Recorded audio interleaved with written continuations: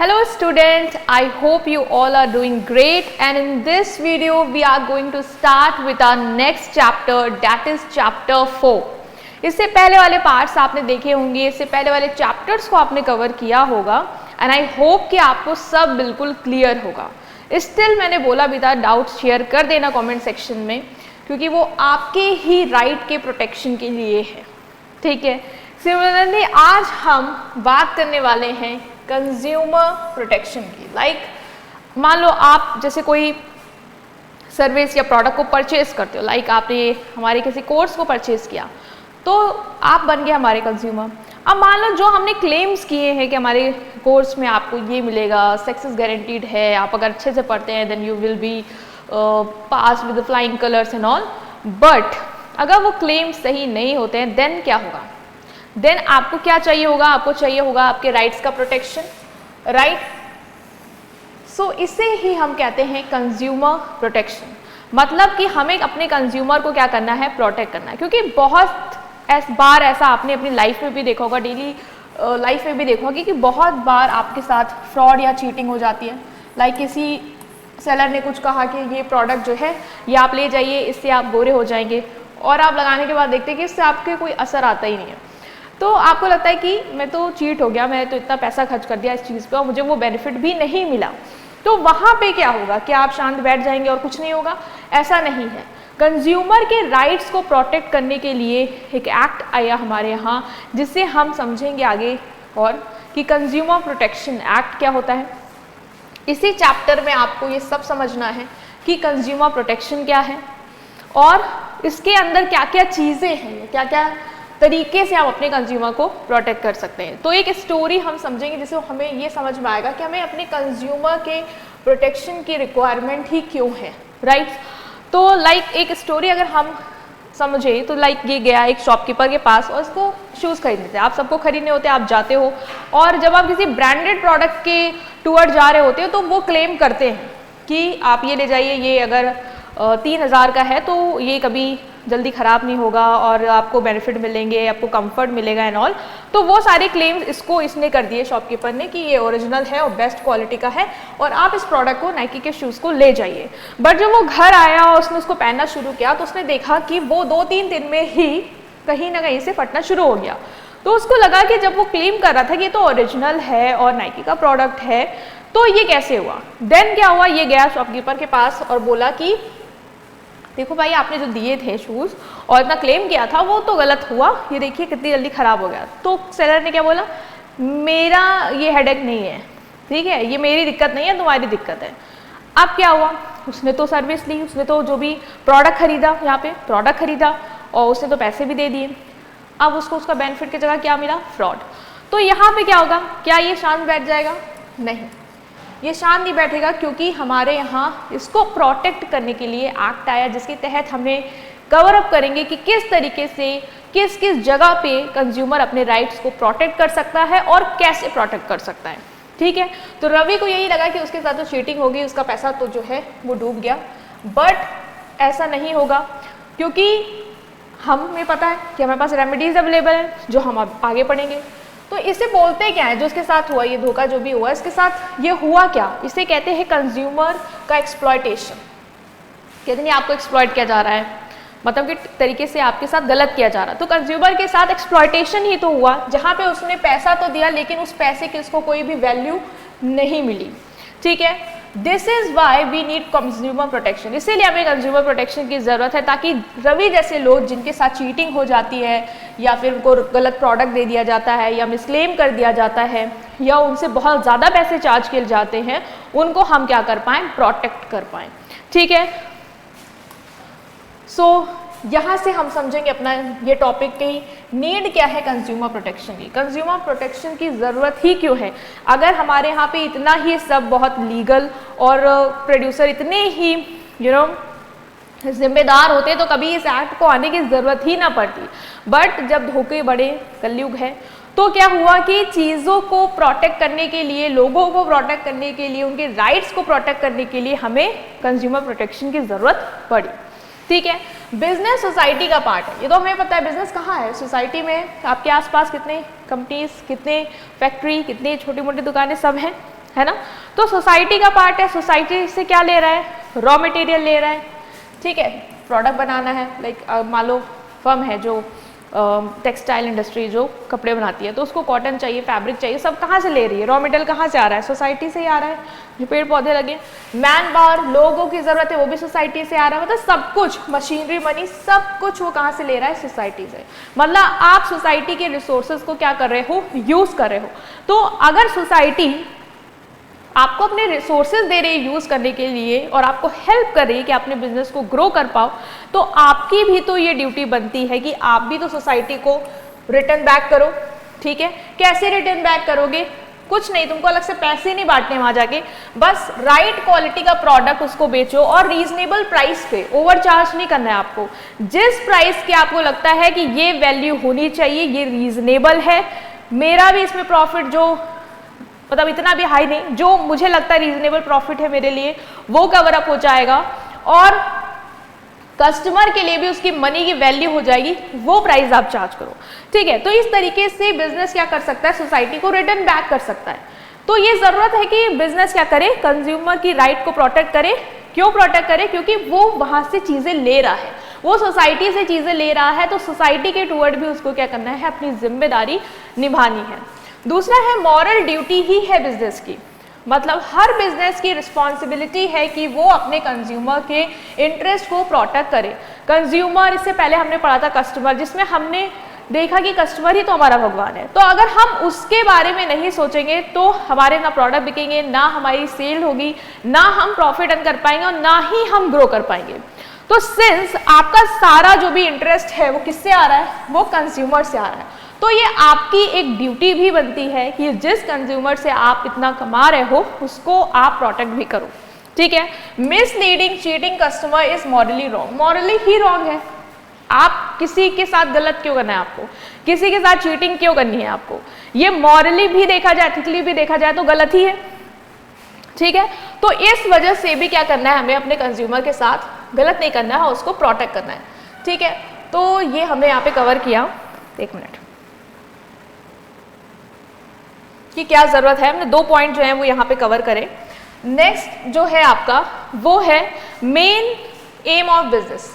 Business का main M ही है कि कस्टमर को सेटिस्फाई करना। जब किसी को आप सेटिस्फाई करने का मेन गोल लेके चल रहे हो तो आप उसके साथ चीटिंग करोगे ही क्यों, आप उसको गलत प्रोडक्ट बेचोगे ही क्यों। सेटिस्फेक्शन कस्टमर को कब मिलेगा, जब उसको आप राइट प्रोडक्ट राइट प्राइस पे राइट टाइम पे दे रहे हो। और अगर आप वहां पे उसको मिसलीड कर रहे हो, रॉन्ग प्रोडक्ट दे रहे हो, तो मतलब ही हो गया ना कि आप उसके साथ गलत कर रहे हो। तो जब आपका गोल ही है मेरे कस्टमर को सेटिस्फाई करना, तो सेटिस्फाई करो ना, सही तरीके से करो, गलत क्यों करना है। आपको उसको प्रोटेक्ट करके चलना है, मतलब उसको वही देना है जो उसको खुश करता है, उसको सेटिस्फाइड करता है, ताकि वो बार बार आपके पास आए और आप as a business long term profit बना पाओ। हर बिजनेस का एम होता है कि मुझे मेरे मार्केट में लॉन्ग टर्म तक सस्टेन करना है। अब जिसका है कि शॉर्ट टर्म तक सस्टेन करना है, थोड़ी देर में ज्यादा बना लेना और किक आउट हो जाना है मार्केट से, तो वो चीटिंग कर सकते हैं, बट उनके अगेंस्ट भी एक्शंस लिए जाते हैं। नेक्स्ट इज गवर्नमेंट का रोल है, सरकार की जिम्मेदारी है कि पब्लिक का वेलफेयर करे। तो पब्लिक में क्या कस्टमर नहीं आ रहे हैं, तो आपको उनको भी प्रोटेक्ट करना है। और सरकार ने अपनी जिम्मेदारी भी निभाई है, कंज्यूमर प्रोटेक्शन एक्ट ला के, कंज्यूमर कोर्ट्स बना के, तो वो तो अपना रोल कर ही रहे हैं। तो इसलिए भी जरूरत है कि सिंस गवर्नमेंट का रोल है कि पब्लिक का वेलफेयर करना है, तो पब्लिक का वेलफेयर करना है तो आप मार्केट में इंश्योर करो कि जो भी ट्रेड प्रैक्टिसेस हो रही हैं वो फेयर हो, ठीक है। स्ट्रिक्ट रूल्स बनाओ, ठीक है, ऐसे कानून बनाओ जो बहुत सख्त हो, जो अनफेयर बिजनेस प्रैक्टिसेस को स्टॉप कर पाए। लाइक अगर आपको लग रहा है कि बिजनेस में ब्लैक मार्केटिंग चल रही है, तो आप ऐसे रूल्स बनाओ, इतने स्ट्रिक्ट रूल बनाओ कि कोई ये करने से पहले भी मतलब 10 बार सोचे कि अगर सरकार को पता चल गया तो हमारे खिलाफ क्या हो सकता है। तो ये गवर्नमेंट का भी रोल है कि वो कंज्यूमर को प्रोटेक्ट करे। Next is consumer are more aware today. आजकल के कंज्यूमर बेवकूफ नहीं है, they are aware of their right, ठीक है, उनको पता है कि उनका क्या राइट है। अगर आप जाओगे और सोचोगे कि मैं कंज्यूमर को बेवकूफ बना ले जाऊंगा, वो बन जाएगा। लाइक MRP पे 20 रुपए लिखा है, मैं उसको 25 का बेचूंगा और वो ले लेगा, तो ऐसा नहीं है। कंज्यूमर देखता है प्राइस टैग कितने का है और वो आपको उतना ही देगा, ठीक है। तो ऐसा नहीं है कि आप उसको पागल बना सकते हो, नहीं बनाएंगे। लोग सीख रहे हैं, वो जैसे न्यूज़पेपर पढ़ते हैं, उसमें आता है, टीवी में, रेडियो में, इंटरनेट में, सब जगह देखते रहते हैं कि किस चीज़ का क्या प्राइस चल रहा है और क्या क्वालिटी चल रही है और क्या धोखे धड़ी वाले केसेस भी चल रहे हैं, तो लोगों को पता रहता है। जैसे कभी कभी आपने देखा होगा कि फ़ोन करके लोग बोलते हैं कि ये OTP बता दीजिए, तो आजकल के कस्टमर क्या OTP बताते हैं? नहीं ना, सबको पता है, न्यूज़पेपर पढ़ रहे हैं, उनको पता है कि ये चीज़ चल रही है, ये फ्रॉड चल रहा है, तो हमें अवेयर रहना है। तो आजकल आपको ये लगे कि आप बना ले जाओगे, तो ऐसा नहीं है। With more awareness consumer demand fair treatment. Awareness है, वो आपसे कहेगा भाई मेरे को फेयर ट्रीटमेंट चाहिए, जो प्राइस चार्ज कर रहे हो उसकी वैल्यू दो, नहीं होगी तो मैं जाके कंप्लेन कर दूंगा, ठीक है। तो ये सारी चीज़ों से हमें ये पता चला कि हमें ज़रूरत है कि हम अपने कंज्यूमर को प्रोटेक्ट करके चलें, ठीक है। तो ये हमारा टॉपिक हो गया कवर। नेक्स्ट है, अगर हम शॉर्ट में बोलें तो कंज्यूमर प्रोटेक्शन इसलिए ज़रूरत है क्योंकि बिजनेस सोसाइटी के रिसोर्स यूज़ करिए। अगर तुम किसी का चीज़ यूज़ कर रहे हो तो तुम उसको मतलब गिव बैक भी करो, ठीक है। तुम्हारी मॉरल ड्यूटी है कि तुम्हें ये करना चाहिए, लीगल ड्यूटी भी है, लॉ भी बने हैं, तो अगर नहीं भी करोगे तो आपके ऊपर केस वगैरह कर दिया जाएगा। कंज्यूमर एजुकेटेड है, ऐसा नहीं है कि वो एजुकेटेड नहीं है तो आप उसको पागल बनाओगे, नहीं। तो ये सब ज़रूरी है, सब चीज़ों के लिए ज़रूरी है कि आप अपने कंज्यूमर के राइट्स को क्या करो, प्रोटेक्ट करके चलो। मीनिंग ऑफ कंज्यूमर एक्सप्लॉयटेशन, हमने जब रवि वाला एग्जाम्पल देखा तो हमने बोला कि जो उसके साथ ये गलत किया गया कि उसको जो कहा गया कि शूज़ जो है ले जाओ, ये ओरिजिनल प्रोडक्ट है, बट बाद में उसको पता चला कि नहीं इन्होंने तो मेरा पागल बनाया है, तो हमने बोला कि ये जो गलत चीज़ उसके साथ की गई है, लाइक उसको रॉन्ग प्रोडक्ट दिया गया है, वो क्या है उसका, वो है उसका एक्सप्लॉयटेशन, ठीक है। हमने उसके साथ गलत किया है, we as a business we have done wrong, we have cheated that person. So this is what, this is exploitation. Exploitation means harming the interest of consumer, consumer का जो इंटरेस्ट है उसको आप क्या कर रहे हो, हार्म कर रहे हो इन डिफरेंट वे, अलग अलग तरीके से हार्म कर सकते हो। कैसे? उसके इंटरेस्ट मान लो उसका था कि उसको आपके यहाँ से सामान खरीदनी है, उसका उस चीज़ में इंटरेस्ट था, आपने क्या किया, उससे रॉन्ग प्राइस चार्ज किया, आपने उससे ओवर प्राइस चार्ज किया, आपने उसको बैड क्वालिटी चीज़ दे दी, आपने जो वारंटी क्लेम की थी, जब वो मान लो आपने कहा था कि ये जो है वो 2 साल तक बिना किसी दिक्कत के चलेगा फ़ोन, ठीक है, उसको पता चला भाई 6 महीने में खराब हो रहा है, आपके पास आया, आपने कहा नहीं नहीं वारंटी हम नहीं देते, तो ये आप गलत कर रहे हो ना, आप खिलवाड़ कर रहे हो अपने कस्टमर के साथ, तो मतलब आप उसका एक्सप्लॉयटेशन कर रहे हो, उसके इंटरेस्ट को क्या कर रहे हो, हार्म कर रहे हो। इसे क्या कहते हैं, इसे कहते हैं कंज्यूमर एक्सप्लॉयटेशन। अलग अलग तरीके से कर सकते हैं, बताया।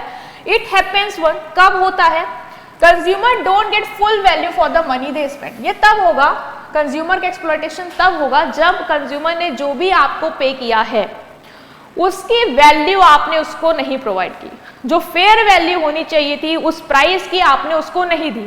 आपने उसे पैसे तो ले लिए, लेकिन उस पैसे से जो उसको मिलना चाहिए था, जो राइट क्वालिटी मिलनी चाहिए थी, जो अच्छा प्रोडक्ट देना चाहिए था, वो आपने उससे नहीं प्रोवाइड किया। ट्रेडर और manufacturer cheat by being dishonest. Trader वगैरह सब ये लोग क्या करते हैं, डिसऑनेस्टी के साथ चीट करते हैं। जो भी अभी एग्जाम्पल दी वो सारी चीज़ें याद रखना।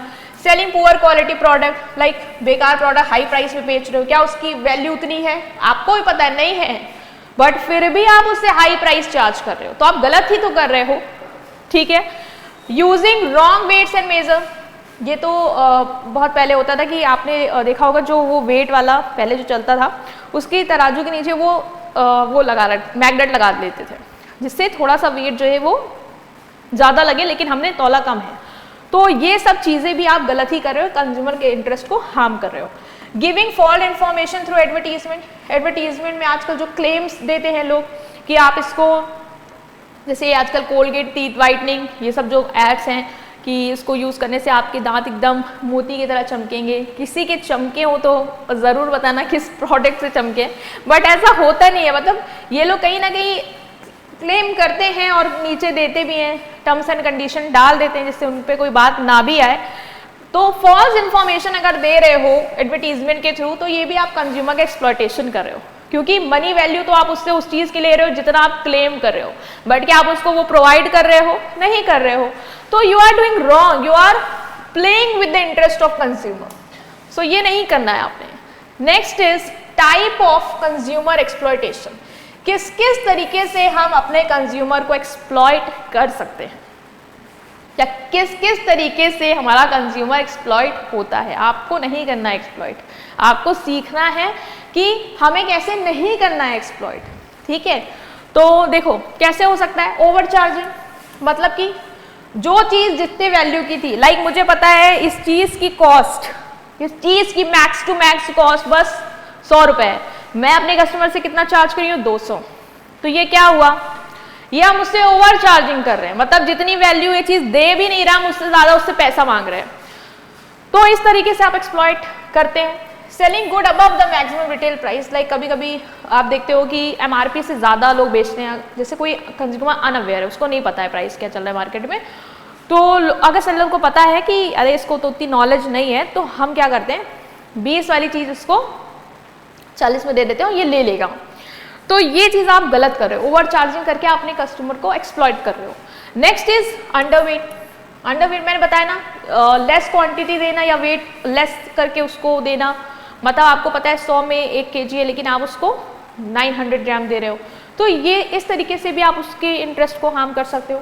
Adulteration, like cheap harmful substance product में मिला दी, लाइक मैगी में क्या आया, लीड आया, तो आपने हार्मफुल प्रोडक्ट उसमें मिला दिया just to gain your benefit, कि वो अगर अच्छा लगेगा टेस्ट में तो कंज्यूमर हमारा प्रोडक्ट परचेज करेगा।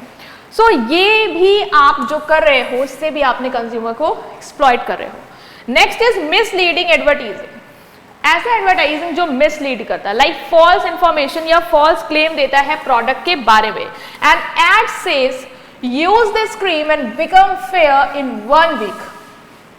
कैसा हो सकता है कि आप कोई क्रीम यूज करेंगे तो आप 1 हफ्ते में बहुत ज्यादा गोरे हो जाएंगे, ठीक है, आपका कॉम्प्लेक्शन बहुत ज्यादा ब्राइट फेयर हो जाएगा। ऐसा नहीं होता है, इतनी जल्दी कैसे हो जाओगे, जो नेचर ने दिया है वो चीज उतनी जल्दी नहीं हो सकती। हाँ, आप सर्जरी वगैरह या कुछ वैसा कराएं तो अलग ही चीज है, लेकिन जो एडवर्टीजमेंट ये सब दे रहा है कि मेरा प्रोडक्ट खरीदो, और जो लोग को इतना मतलब इन्फीरियरिटी कॉम्प्लेक्स दिया जाता है सोसाइटी के थ्रू, या उनको हो भी जाता है, ऑफ कोर्स सोसाइटी के थ्रू ही होता है, तो फिर वो क्या करते हैं, वो खरीद लेते हैं, वो ज़्यादा से ज़्यादा पैसा लगाने लग जाते हैं। और जो हेयर पैच वगैरह होते हैं, लोगों को लगता है मेरे बाल बहुत ज़्यादा गंजा हो गया हो, तो वो करके क्लेम है तो लगा लेते हैं, मतलब यूज़ करते हैं इनका प्रोडक्ट तो हम सही हो जाएंगे, बट ऐसा नहीं होता है। ज़रूरी नहीं है कि जो क्लेम कर रहे हैं वो हो। तो अगर आप जानते हैं एज अ सेलर कि आप जो क्लेम कर रहे हैं, एडवर्टीजमेंट में दिखा रहे हैं वो कुछ नहीं होगा मेरे प्रोडक्ट से, तो आप उसको एक्सप्लॉइट कर रहे हैं वो बेच के। Not informing consumer properly, consumer को आपको प्रॉपर्ली बताना होता है कि एक्सपायरी डेट क्या है, साइड इफेक्ट क्या है इस प्रोडक्ट के, डेंजर्स क्या है अगर आप इस प्रोडक्ट को यूज करते हैं, तो आपको इन्फॉर्मेशन देनी है। जैसे कोई प्रोडक्ट है, मेडिकल प्रोडक्ट है, तो आपको ये सब इन्फॉर्मेशन देनी है। इनफैक्ट सारे प्रोडक्ट में आपको एक्सपायरी डेट, कौन सा इंग्रेडिएंट वगैरह यूज हुआ है, वो सब इन्फॉर्मेशन देते हैं आप। तो अगर आप ये नहीं दे रहे हैं कंज्यूमर को, ताकि भाई अगर साइड इफेक्ट बता देंगे तो क्या पता नहीं लेगा, तो इसलिए हम नहीं दे रहे हैं उसको इन्फॉर्मेशन, तो आप क्या कर रहे हैं, चीट कर रहे हैं। You are exploiting the consumer, you are playing with the interest of consumer, harming the interest of consumer, right? Next is importance of consumer awareness. Consumer की अवेयरनेस की क्या इंपॉर्टेंस है।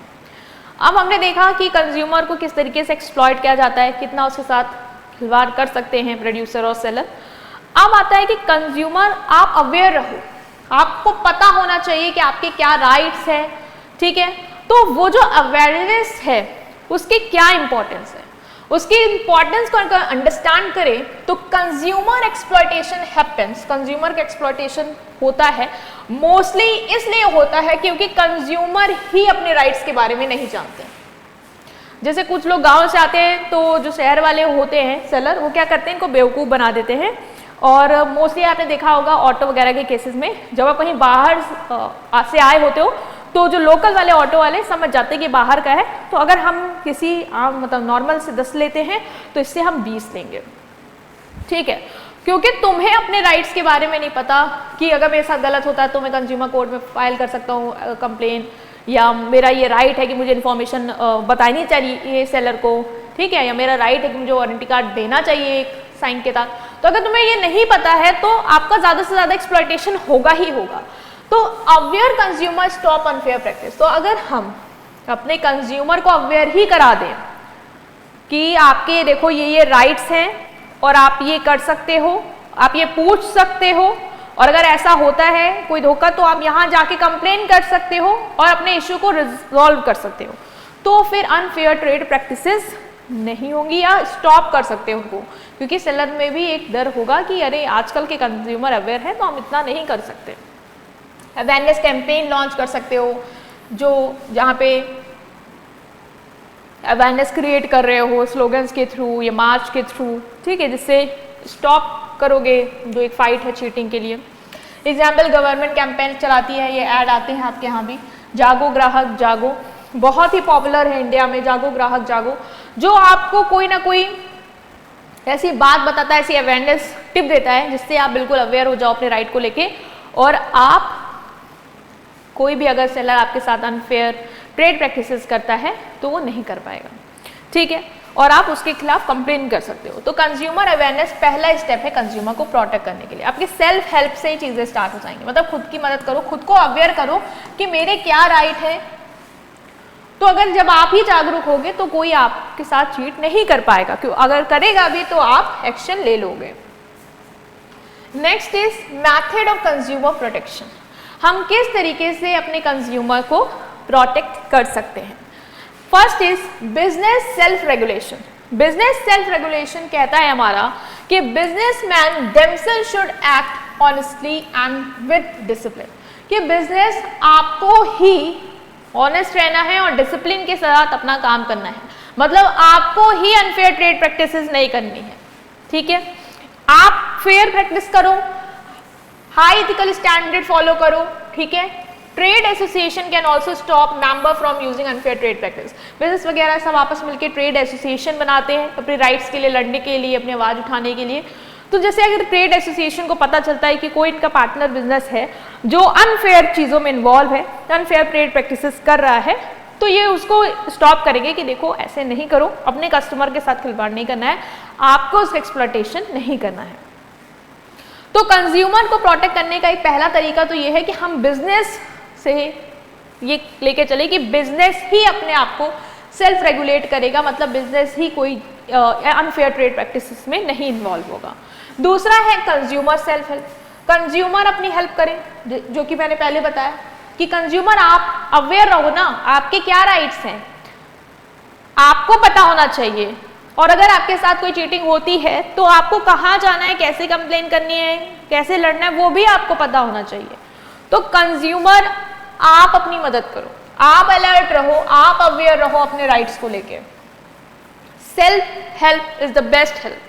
अ कंज्यूमर मस्ट चेक प्राइस। आप check करो ना price कि वो सही प्राइस कहीं ओवर चार्ज तो नहीं कर रहा है, आप चेक करो ना, आप देखो ना एक्सपायरी डेट्स, आप भी तो चेक कर सकते हो ना कि एक्सपायर तो नहीं हो गया है, हो गया है तो आप उसको रिटर्न करो, दूसरा लो, आपका राइट है एक्सपायर प्रोडक्ट ना लेने का।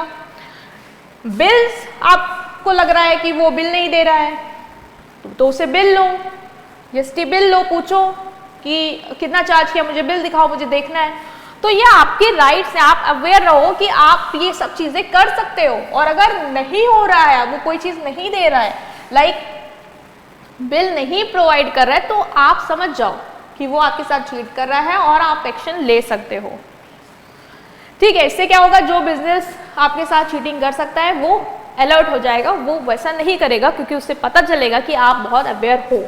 Consumer association. Consumers can form voluntary association और ग्रुप।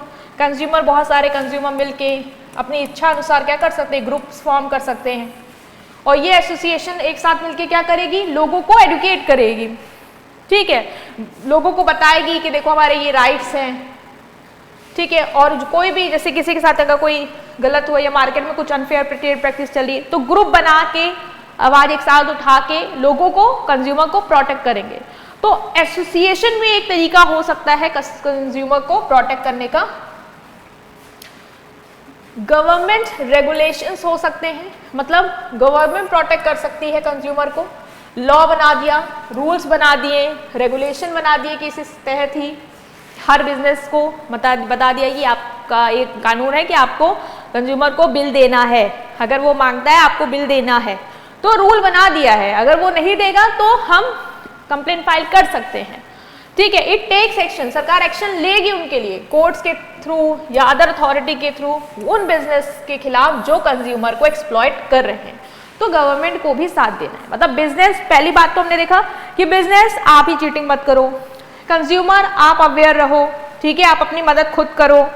हम ग्रुप्स बना सकते हैं जो देखते रहे कोई अनफेयर ट्रेड प्रैक्टिस तो नहीं हो रही, अगर हो रही है तो साथ मिलकर आवाज उठाएंगे, लोगों को एडुकेट करेंगे, अवेयरनेस फैलाएंगे, एज अ ग्रुप हम काम करेंगे, ये हम कर सकते हैं। और फोर्थ हमने देखा कि सरकार भी रेगुलेशन रूल्स ला सकती है कि ये चीजें ऐसी होनी है कंज्यूमर को प्रोटेक्ट करने के लिए, और नहीं हो रही है तो हम एक्शन लेंगे through courts and all, right. Next है हमारा कंज्यूमर प्रोटेक्शन एक्ट 2019, ठीक है। 1986 में से पहले कंज्यूमर प्रोटेक्शन एक्ट था, ऐसा नहीं है कि 2019 में चमत्कार हुआ और कंज्यूमर प्रोटेक्शन एक्ट आया, नहीं।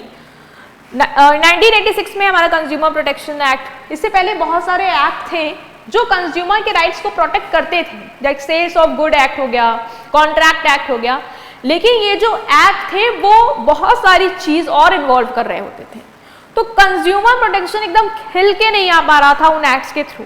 तो एक स्पेसिफिक एक्ट बनाया गया जो सिर्फ कंज्यूमर के प्रोटेक्शन की बात करेगा, वो आया था 1986 में। लेकिन जैसे आपको पता चला कि ऑनलाइन ट्रेंड होने लग गया, ऑनलाइन शॉपिंग लोग करने लग गए, तो उधर तो सिर्फ ऑफलाइन की बात हो रही थी, गुड्स एंड सर्विस खरीदी, ऑफलाइन चोरी हुई, मतलब धोखा हुआ तो क्या, बट जब ऑनलाइन चीजें हुई तो हमें ऑनलाइन को भी तो कंसीडर करना है, तो हमने अमेंडमेंट किया, आया कंज्यूमर प्रोटेक्शन एक्ट 2019 जो ऑनलाइन शॉपिंग को भी क्या करेगा, कवर करेगा। The new consumer protection act 2019 include करता है क्या, any person who buys good और service, any person who buy goods और अवेल सर्विसेज फॉर कंसिडरेशन, पैसा देके जो भी कंज्यूमर ने अपना गुड्स को खरीदा या सर्विस अवेल की उसको इंक्लूड करेगा, मतलब उसके राइट्स को प्रोटेक्ट करेगा। दूसरा, ऑफलाइन ऑनलाइन ट्रांजैक्शन, चाहे वो गुड्स या सर्विस ऑनलाइन ली हो या ऑफलाइन ली हो, दोनों की बात करेगा। Service through e commerce, direct selling, service जो आपकी ई कॉमर्स के थ्रू है, डायरेक्ट सेलिंग के थ्रू है, मल्टी लेवल मार्केटिंग एक्सेट्रा, ठीक है, मतलब ई कॉमर्स के थ्रू ली हो या डायरेक्ट सेलिंग आया हो, आपको बेचा हो, सर्विस दे के गया हो, डायरेक्ट वो मतलब मल्टी लेवल पे हो, मतलब सब कुछ ये कवर करेगा आपका consumer protection act 2019। Okay, next is objectives, क्या है इस एक्ट के, इस एक्ट के क्या ऑब्जेक्टिव हैं, ये क्यों लाया गया, ये क्या करना चाह रहा है, बात करते हैं। पहला है भाई प्रोटेक्ट करना interest of consumer, consumer protection नाम में ही बोल रहा है भाई मुझे कंज्यूमर के इंटरेस्ट को प्रोटेक्ट करना है, कंज्यूमर को प्रोटेक्ट करने के लिए बनाया गया हूँ। तो पहला तो ऑब्जेक्टिव ये है। Provide quick and easy remedies again exploitation, कैसे प्रोटेक्ट करोगे, अगर कोई एक्सप्लॉयटेशन हुआ तो मैं क्या कर दूंगा, मैं रेमेडीज और क्विक ऐसी रेमेडीज दूंगा जो एकदम क्विक और इजी हो। ऐसा नहीं कि हाँ चलो उसके साथ गलत हुआ, एक्सप्लॉयटेशन हुआ तो अब मैं जो भी उसका सॉल्यूशन दूंगा वो उसमें समय लगेगा, नहीं, क्विक एंड इजी। अगर मुझे लगा कि उसको गलत प्रोडक्ट दिया तो मैंने रेमेडी दी, रिफंड करो उसका पैसा, रिप्लेस करो नए के साथ, तो क्विक और इजी रेमेडी दूंगा एक्सप्लॉयटेशन होता है तो। Third is cover modern issues, मैं मॉडर्न इश्यूज भी कवर करूंगा like online shopping, digital transaction. ऐसा नहीं है कि सिर्फ जो ऑफलाइन चीज़ें हो रही हैं वहाँ पे एक्सप्लॉयटेशन हो रहा है या वहाँ पे ही सिर्फ इंटरेस्ट को प्रोटेक्ट करूंगा, नहीं, अगर कोई ऑनलाइन भी है, ठीक है, डिजिटल ट्रांजैक्शन किया, मान लो आपने ट्रांजैक्शन किया, पैसा भेजा और सेलर ने बोला पैसा नहीं आया, नहीं हुआ रिसीव, आपके पास प्रूफ है कि यहाँ से कट गया है, तो उसमें भी मैं आपको प्रोटेक्ट करूंगा। This act give consumer more power and safety in today's changing market, बहुत ज्यादा पावर आ गई कस्टमर के पास, उसको पता है कुछ भी गलत होता है तो now I am safe, I can be in safe hands. Salient features of consumer protection act 2019 के कुछ फीचर्स के, इंपॉर्टेंट फीचर्स की बात करेंगे। इंपॉर्टेंट लिखाना अगर ये वर्ड ना याद आए, या फीचर्स ही लिखाना, टेंशन नहीं लेना है आपको। तो क्या फीचर्स है कंज्यूमर प्रोटेक्शन एक्ट 2019 के, तो बात करते हैं। पहला है सोशल वेलफेयर लॉ। जो ये कंज्यूमर प्रोटेक्शन एक्ट है ये सोशल वेलफेयर लॉ है, मतलब ऐसा कानून जो सोशल के वेलफेयर के लिए बनाया गया है, सोसाइटी के वेलफेयर के लिए बनाया गया है।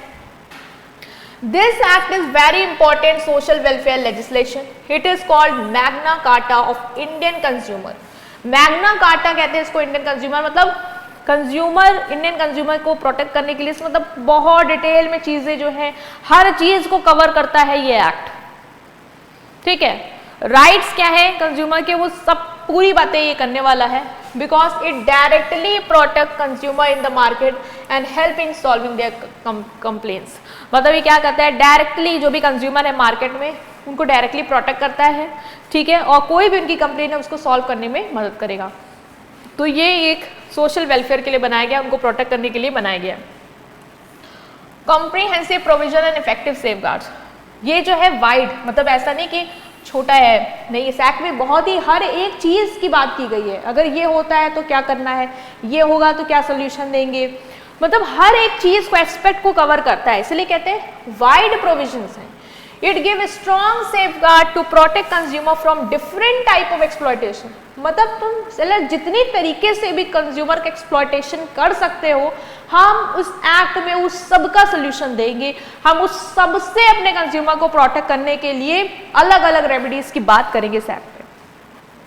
ठीक है, अनफेयर ट्रेड प्रैक्टिसेस, जिन तरीके से भी आप कंज्यूमर को एक्सप्लॉइट कर सकते हैं, उन सब का जो भी एक सेफगार्ड होगा कि कैसे हम अपने कंज्यूमर को प्रोटेक्ट करेंगे, वो सारी चीजें, वो सारे प्रोविजन हमने इस एक्ट में बना के रखे हैं। अगर हम बाकी लॉ से कंपेयर करें तो ज्यादा इफेक्टिव है। बाकी लॉ मैंने बताया ना, sale of good act, sale of goods के बारे में भी बात करेगा, उसके भी बहुत सारे प्रोविजन, कंज्यूमर का भी पार्ट है उसमें, बट ये सिर्फ स्पेसिफिकली कंज्यूमर के लिए ही बनाया गया है, तो ये ज्यादा इफेक्टिव है। नेक्स्ट है आपका स्पेशल कंज्यूमर कोड। इसके अंदर स्पेशल कंज्यूमर कोड भी बनाए गए हैं। This act has created special consumer code only for enforcement of consumer right which make the system more focused and efficient. इसमें क्या है, कंज्यूमर कोड, इसके एक्ट के तहत कंज्यूमर्स के लिए कोड बनाए गए, स्पेशल कोड। मतलब अगर कंज्यूमर को लगता है मेरा एक्सप्लॉयटेशन हुआ है तो वो इन कोर्ट्स में जाके क्या कर सकता है, कंप्लेन फाइल कर सकता है, और कोर्ट क्या करेगा, उसको रेमेडी प्रोवाइड करेगा। ठीक है, 3 tyre grievance redressal machinery. 3 tyre मतलब 3 लेवल पे आपके लिए सॉल्यूशन के लिए बनाया गया है फोरम। लाइक पहला हो गया आपका डिस्ट्रिक्ट लेवल, ठीक है, दूसरा हो गया आपका मिडिल लेवल जिसे हम कहेंगे स्टेट कमीशन। मिडिल लेवल पे आपके कौन है, स्टेट कमीशन बैठा है, और ऊपर वाला जो आपका है हाई लेवल, उसमें आपका टॉप लेवल कह ले नेशनल कमीशन। तो ये एक्ट 3 लेवल रिड्रेसल सिस्टम बताता है, मतलब आपने कोई कंप्लेन की तो आपकी जो कंप्लेन है वो 3 लेवल पे सॉल्व की जाएगी। 3 रिड्रेसल सिस्टम आपको दिए गए हैं। जैसे कि डिस्ट्रिक्ट फोरम आपका बेस पे, सबसे बेस में कौन है, डिस्ट्रिक्ट फोरम। आपको लगा कि मान लो 30,000 का कोई गुड्स खरीदा आपने, मतलब प्राइस देखो वैल्यू ज्यादा नहीं होती, जब किसी जो भी धोखा हुआ आपका जिस प्रोडक्ट को लेके, सर्विस को लेके, उसकी कॉस्ट उतनी ज्यादा नहीं थी, तो सबसे पहले आप डिस्ट्रिक्ट कोर्ट में जाओगे। ठीक है, उसके लिए आप डिस्ट्रिक्ट में जाओगे क्योंकि छोटा अमाउंट है, तो अपने डिस्ट्रिक्ट पे जाओ और बताओ कि मेरे साथ ये गलत हुआ है। तो ये हो गया आपका डिस्ट्रिक्ट फोरम। दूसरा आपका आता है स्टेट कमीशन। स्टेट कमीशन के पास कब जाते हैं, जैसे मान लो कि जो आपकी डिस्ट्रिक्ट वाले में लिमिट सेट रखी है कि प्रोडक्ट जो है वो ज़्यादा महंगा नहीं है, ठीक है, लिमिट आप इतना डिटेल में भी नहीं जा रहे हैं, लिमिट जैसे कोई सेट कर ली कि 30,000 के गुड्स तक ही मेरे तक आना है, 30,000 के ऊपर हो गया तो आप कहाँ जाओगे, स्टेट कमीशन पे जाओगे। दूसरा, अगर आपको डिस्ट्रिक्ट वाले ने कोई सोल्यूशन दिया, जैसे उसने बोला कि प्रोडक्ट को रिप्लेस करवा दिया जाएगा, ये उसने रेमेडी दे दिया आपको, आपके साथ जो धोखा हुआ, बट आपको सेटिस्फेक्शन नहीं मिला, आपको लगा नहीं ये नहीं होना चाहिए था, मेरा पैसा रिफंड होना चाहिए था, तो मैं क्या करूंगी, मैं स्टेट कमीशन के पास जाऊंगी, फिर ऊपर फाइल करूंगी अपनी कंप्लेन कि ये मेरा केस है और यहाँ का जो डिसीजन है मैं सेटिस्फाइड नहीं हूँ, आप इसको दोबारा से देखो और मुझे रेमेडी प्रोवाइड करो। ठीक है, अगर स्टेट कमीशन के भी डिसीजन से सेटिस्फाइड नहीं हो तो कहाँ जाओगे, नेशनल कमीशन में जाओगे, ये आपका दिल्ली में है। तो इस तरीके से आपका जो भी ग्रीवियंस होगा, जो भी दुखना होगा आपका, उसको रीएड्रेस किया जाएगा अलग अलग लेवल पे, ऑर्गेनाइज और सिस्टमैटिक मैनर में। ठीक है, next is simple and inexpensive. The process under this act is very simple and low cost. ठीक है, जो भी प्रोसेस है कि हमें अपने कंज्यूमर को प्रोटेक्ट करना है, कंज्यूमर को खुद को प्रोटेक्ट करना है, तो उसका जो प्रोसेस है इस एक्ट के तहत वो सिंपल है। ऐसा नहीं कि बहुत ही ज़्यादा कॉम्प्लेक्स है कि आपको 10 जगह घूमना होगा, टहलना होगा, तो आप सोचोगे यार क्या कंप्लेन करनी है, ठीक है अब हो गया। नहीं, सिंपल प्रोसेस, आपको एप्लीकेशन फाइल करनी है, कंप्लेन को इजीली फाइल कर सकते हो, लॉयर वॉयर हायर करने की जरूरत नहीं है, बस रिटर्न में आपने एक एप्लीकेशन दे दी कि मेरे साथ ये गलत हुआ है, प्रूफ वगैरह दे दिए एंड दैट्स इट। ठीक है, तो सिंपल और इनएक्सपेंसिव है। अब प्रोटेक्ट कर रहे हैं कंज्यूमर को, तो इतना अगर हम कॉम्प्लेक्स बना भी देंगे तो हम क्या ही प्रोटेक्ट कर रहे हैं, फिर तो हम उसको घुमा रहे हैं और सेलर को सपोर्ट कर रहे हैं, अनफेयर ट्रेड प्रैक्टिस को कंट्री में सपोर्ट कर रहे हैं, तो वो नहीं करना है हमें। Next is cover goods and services. Goods and services को कवर करता है, मतलब ये एक्ट ऐसा नहीं है कि सिर्फ कंज्यूमर को गुड्स खरीद रहा है उसके साथ कुछ धोखा होगा तो प्रोटेक्ट करेगा, नहीं, गुड्स के साथ तो करेगा, सर्विस के साथ भी करेगा। ठीक है, तो एक्ट कवर करता है goods and services given for consideration by any person organisation whether private public cooperative sector, मतलब वो गुड्स एंड सर्विसेज जो आपने बेचे हैं, एज अ सेलर आपने बेचे हैं अपने कंज्यूमर को, चाहे आप प्राइवेट ऑर्गेनाइजेशन हो, पब्लिक हो, कोऑपरेटिव सेक्टर, कोई फर्क नहीं पड़ता। इन सब के केसेस में भी अगर आपने धोखा किया है, चाहे आप प्राइवेट कंपनी हो, आपने अपने कंज्यूमर की एक्सप्लॉयटेशन किया, पब्लिक हो किया है, कोऑपरेटिव सेक्टर में भी हो तब भी अगर आपने किया है, तो आपको क्या है अपने कंज्यूमर को जो भी धोखे दिया तो हम उसको कवर करेंगे अपने इस एक्ट में। ऐसा नहीं है कि उसको हम नहीं कवर करेंगे कि हमने कहा कि अरे प्राइवेट कंपनी से आपके साथ एक्सप्लॉयटेशन हुआ है तो हम आपको प्रोटेक्शन नहीं देंगे, नहीं हम देंगे। ठीक है, इंक्लूड मॉडर्न ट्रांजेक्शन, इवन अगर ऑनलाइन शॉपिंग के थ्रू भी उसका कोई एक्सप्लॉयटेशन हुआ है तो हम उसको भी कंसीडर करेंगे। राइट, टाइम फ्रेम, ये एक्ट फिक्स करता है time limit for the disposal of case, कब तक केस सॉल्व हो जाना चाहिए, उसके लिए ये एक्ट एक लिमिट भी तय कर देता है।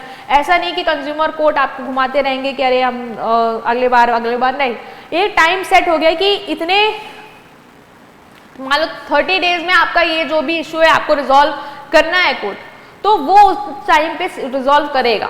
ठीक है, तो कंप्लेन क्विकली सॉल्व हो जाती है इसीलिए, और कंज्यूमर को जस्टिस भी जल्दी मिल जाता है। Class action, the act allow one consumer to file a complain on the behalf of group of consumer who are facing the same problem. मान लो एक कंपनी ने डिफेक्टिव हेलमेट्स बेचे हैं या एडल्ट्रेटेड मशीन बेची है और वो 1000 ऑफ लोगों ने खरीद ली थी, तो क्या 1000 ऑफ लोग अलग अलग जाके कोर्ट में अपनी कंप्लेन फाइल करेंगे? नहीं, एक कंज्यूमर भी एक ब्रांड जो भी है उसका नाम लिख के कि इसने जितने भी प्रोडक्ट जितनों को भी बेचे सब डिफेक्टिव थे, तो वो भी सबके बिहाफ पे क्या कर सकता है, कंप्लेन फाइल कर सकता है। ठीक है, तो क्लास एक्शन भी ये एक्ट आपको अलाउ करेगा कि आपको लेना है तो आप ले सकते हो।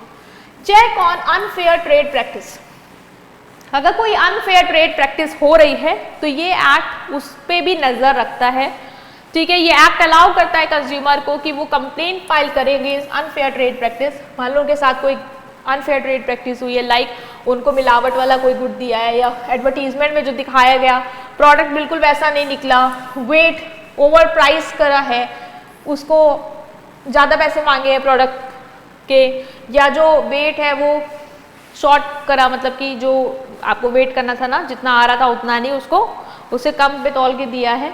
तो ये सारी चीज़ें अगर आपके साथ हुई हैं, अनफेयर ट्रेड प्रैक्टिसेस हुई हैं, जब भी हम आगे डिटेल में पढ़ेंगे, तो आप यहाँ पे कंप्लेन फाइल कर सकते हो इस एक्ट के तहत। Next is check on overcharging, consumer complain file कर सकते हैं अगर उन्हें लगता है कि सेलर ने उनसे एमआरपी से जो मेंशन है प्रोडक्ट पे उससे ज़्यादा प्राइस चार्ज किया है। कंज्यूमर प्रोटेक्शन काउंसिल, इस एक्ट के तहत कंज्यूमर प्रोटेक्शन काउंसिल्स बनाई गई हैं। ये काउंसिल जो है वो सेंट्रल, स्टेट और डिस्ट्रिक्ट लेवल, हर लेवल पे बनाई गई हैं। इनके पास कोई लीगल पावर तो नहीं है, लेकिन ये कंज्यूमर के राइट और अवेयरनेस को स्प्रेड करने में अपना रोल प्ले करती हैं। ये जो भी काउंसिल हैं ये क्या करती हैं, कंज्यूमर के राइट्स को प्रोटेक्ट करने के लिए अवेयरनेस कैंपेन चलाना, कंज्यूमर को उसको बताना कि आपकी ये राइट्स हैं और बिल्कुल अवेयर रहो। तो हर लेवल पे, चाहे वो डिस्ट्रिक्ट हो, स्टेट हो या आपका सेंट्रल लेवल हो, ये काउंसिल काम कर रही है अपना।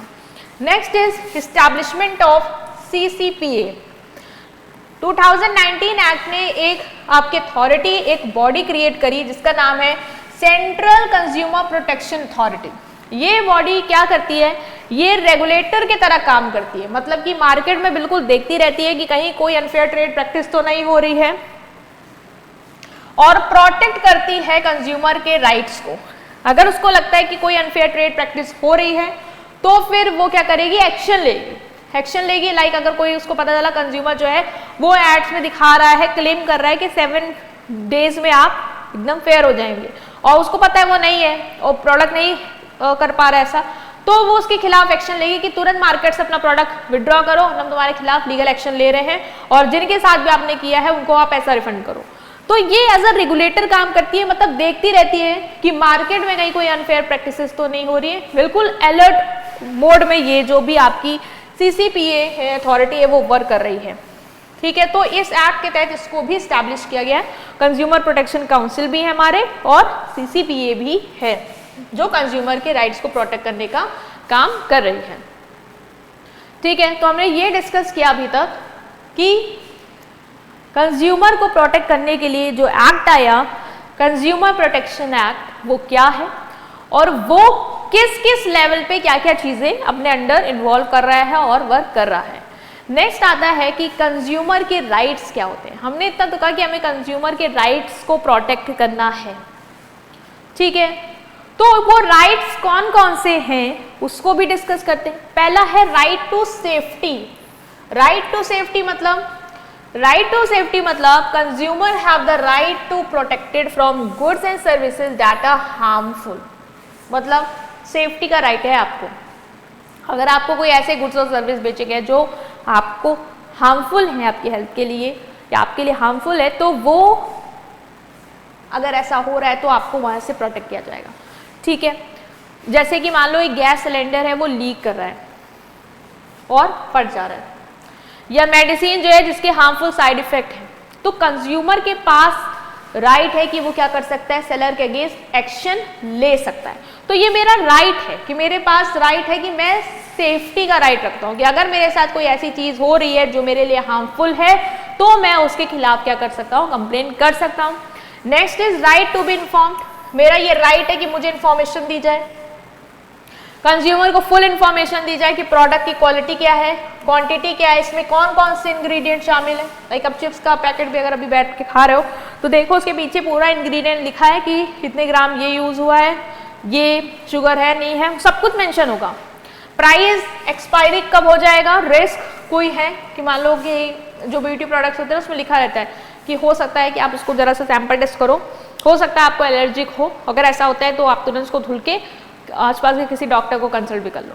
तो ये क्या है, ये आपको बिल्कुल अवेयर मतलब इन्फॉर्मेशन दे रहा है कि अगर साइड इफेक्ट भी है तो मैं भी बताऊंगा वो भी कि देखो ये हो सकता है, तो इसमें ये भी करना है और बड़े लेवल पे वो भी कर लेना। लाइक धुल लेना, देख लेना सही हो गया, नहीं होता डॉक्टर के पास भी चले जाना। तो मतलब मैं पूरी इंफॉर्मेशन दूंगा। तो कंज्यूमर के पास राइट है कि वो पूरी इंफॉर्मेशन उसको मिले।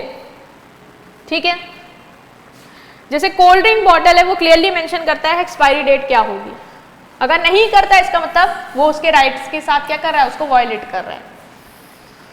Right to be assured, right to be assured मतलब राइट टू चूज। आप कंज्यूमर के पास राइट है ना कि वो चूज कर सकता है। गर्ल्स के पास तो राइट है ना कि उसको ये ड्रेस चाहिए, ये कलर चाहिए, ये कलर नहीं चाहिए। तो आपके पास पूरा राइट है कि आपको क्या चूज करना है। आपको वैरायटी ऑफ प्रोडक्ट में ऐसा नहीं है कि बोल दिया कि नहीं आपको बस यही लेना है। अगर कोई आपको ये बोल दे कि नहीं आपको बस यही लेना है तो वहां पे आपका राइट क्या हो रहा है, वॉयलेट हो रहा है। समझ जाना, आपको ये राइट दिया गया है कि आप चूज कर सकते हो। Consumers should get access to variety of good and fair price. They should be not be forced to buy only one brand of product. मतलब कोई भी शॉपकीपर ये नहीं कह सकता कि सिर्फ यही डिटर्जेंट परचेस करो, अदरवाइज मैं आपको और कुछ दिखाऊंगा भी नहीं, होना कि कुछ खरीदने दूंगा।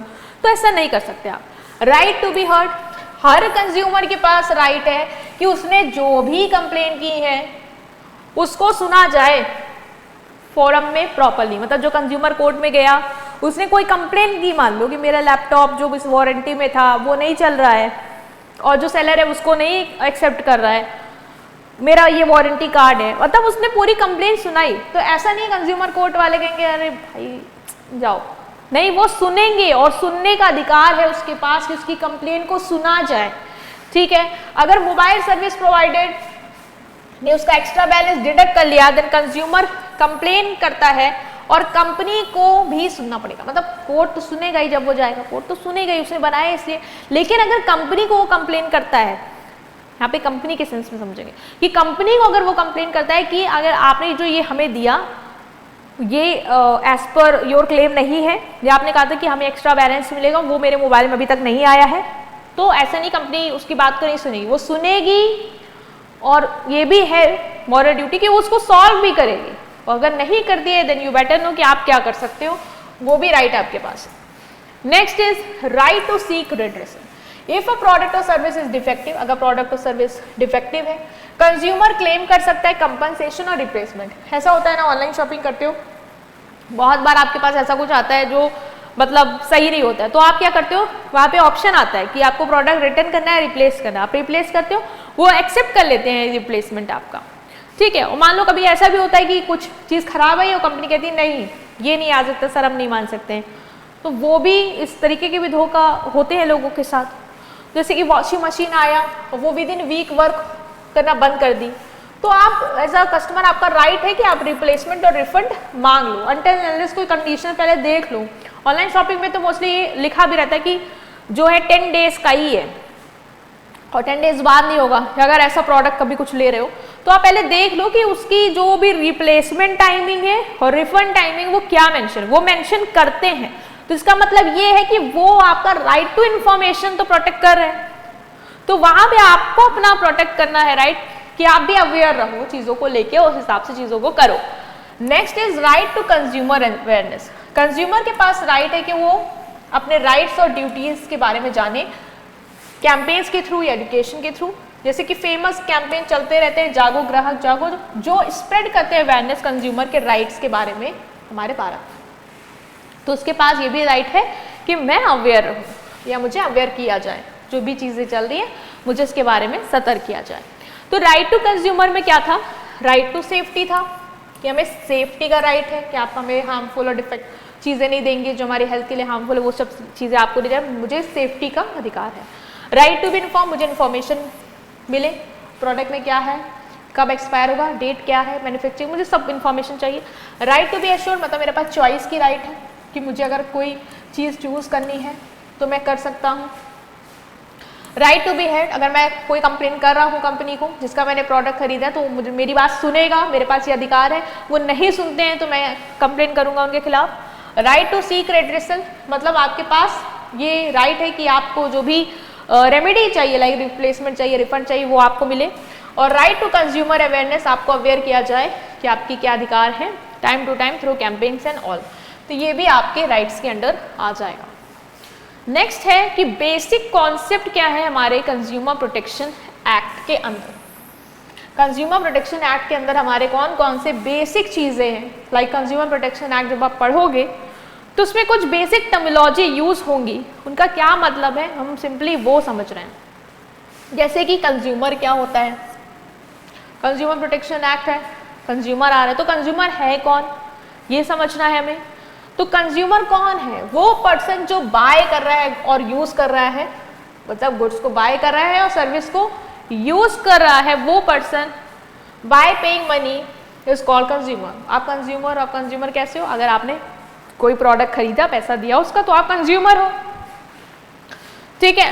तो दो मेन पार्ट्स होते हैं इसके, पहला कंज्यूमर ऑफ गुड्स होगा, जो पर्सन हु बाय गुड्स, या वो जो सर्विस अवेल कर रहा है उसका कंज्यूमर होगा, कंज्यूमर ऑफ सर्विस या कंज्यूमर ऑफ गुड्स।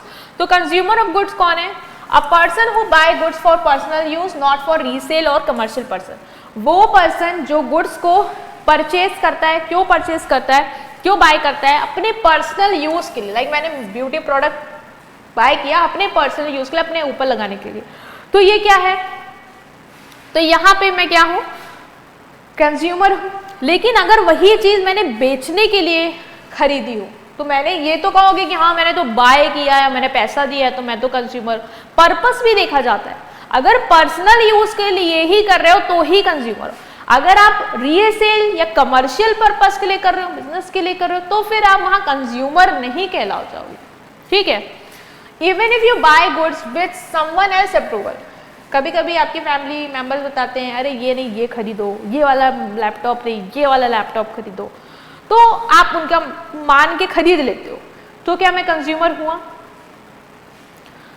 क्या मैं कंज्यूमर हो जाऊंगा उस केस में? ऑफ कोर्स आप तब भी कंज्यूमर ही रहोगे, क्योंकि वो अपने दूसरों के सलाह से तो लिया लेकिन यूज तो खुद ही करोगे ना, पैसा तो खुद दिया है आपने, यूज भी खुद कर रहे हो, खरीद भी रहे हो, अपने लिए खरीद रहे हो, तो कंज्यूमर हो, कंडीशन सेटिस्फाई कर रहे हो आप।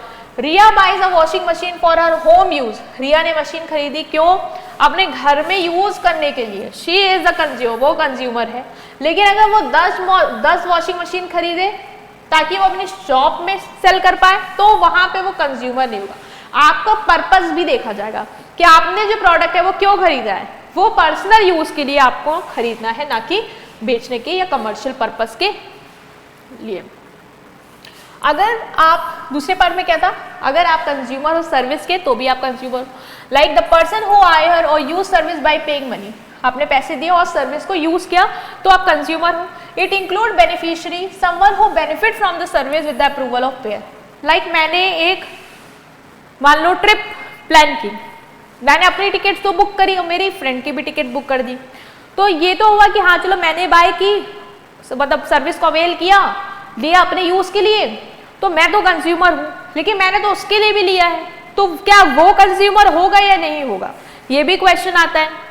तो समवन जिसको बेनिफिट मिलता है सर्विस से with the approval of buyer, वो भी कंज्यूमर कहलाएगा, क्योंकि वो भी तो सर्विस को यूज कर रहा है, वो भी तो सर्विस को अवेल कर रहा है, भले ही आपने पैसे दिए या आपके अप्रूवल से उसको मिला हो वो चीज, लेकिन वो भी आपका कंज्यूमर कहलाया जाएगा। लाइक अर्जुन ने ट्रेन टिकट पे करी है खुद की भी और अपने भाई की भी, तो उसका ब्रदर भी कंज्यूमर होगा, बिकॉज उसने भी क्या करी है, सर्विस को यूज किया है उसकी अपने भाई के अप्रूवल से। अप्रूवल भी जरूरी है कि उसके अप्रूवल से आपने यूज किया है, तो आप भी क्या हो, कंज्यूमर हो। तो हमने समझ लिया कि जो भी कंज्यूमर है, जो गुड्स को ले रहा है या सर्विस को बेल कर रहा है, वो है कंज्यूमर। ऑनलाइन ऑफलाइन दोनों ट्रांजेक्शन में हो सकता है, ऐसा नहीं कि सर्विस ऑनलाइन ली है तो मैं कंज्यूमर नहीं हूँ, नहीं, आप हो तब भी हो और ऑफलाइन लिया तो भी हो, ठीक है। E commerce, tele shopping, direct selling के थ्रू भी जो भी आपने बाय किया है, अवेल किया, वो सब आपका कंज्यूमर में आएगा, ठीक है। अगर जोमेटो से फूड ऑर्डर करते हो तो भी आप कंज्यूमर हो, टिकट ऑनलाइन बुक करते हो तो भी आप हो। मतलब ये सिंपल ये बता रहा है ना, 2019 लाया इसलिए क्या था कि हम ऑनलाइन की भी बात कर रहे हैं। तो अगर प्रोडक्ट को खरीदा पर्सनल यूज के लिए पैसे देके, ऑनलाइन लिया हो चाहे ऑफलाइन लिया हो, आप कंज्यूमर हो। सर्विस ली है, ऑनलाइन ली हो ऑफलाइन ली हो तो भी आप कंज्यूमर हो। ऐसा नहीं कि ऑनलाइन लेंगे तो नहीं हो जाएंगे, नहीं, रहेंगे उसमें भी, ठीक है। Next is complain. क्या होती है? कंज्यूमर क्या करता है, अगर उसका एक्सप्लॉयटेशन होता है तो कंप्लेन करता है। तो कंप्लेन है क्या? कंप्लेन रिटन एलिगेशन है जो कंज्यूमर देता है when he face loss, damage or cheating because of trader और सर्विस प्रोवाइडर। मतलब जो सर्विस दे रहा है या ट्रेडर जो प्रोडक्ट दे रहा है, अगर कंज्यूमर को उसके वजह से कोई लॉस फेस करना पड़ा या डैमेज, या उसको लगा कि मेरे साथ तो चीटिंग करी है इन्होंने, तो वो क्या करेगा, रिटर्न में एप्लीकेशन के फॉर्म में एलिगेशन देगा, मतलब बताएगा कि इन्होंने मेरे साथ ये फ्रॉड किया है, रिटर्न में वो एप्लीकेशन देगा। वो जो होता है वो होता है उसका complain. In simple word, when something goes wrong with the product or service and the consumer report it, report usually writing में करेगा, उससे ही हम कहते हैं कंप्लेन। कुछ भी गलत हुआ उसके साथ, उसने उसको क्या किया, रिटर्न में रिपोर्ट दी उसकी कि मेरे साथ ये सेलर ने ये गलत किया है, तो वो क्या है, उसकी कंप्लेन, ठीक है। अपने भाई बहनों की तो हम लोग बहुत कंप्लेन करते थे, ओरली करते थे और उन लोग को लग जाते थे चट्टे, तो वो भी कंप्लेन है। कस्टमर के में ये कंप्लेन है, ठीक है। Situation where consumer can file a complain.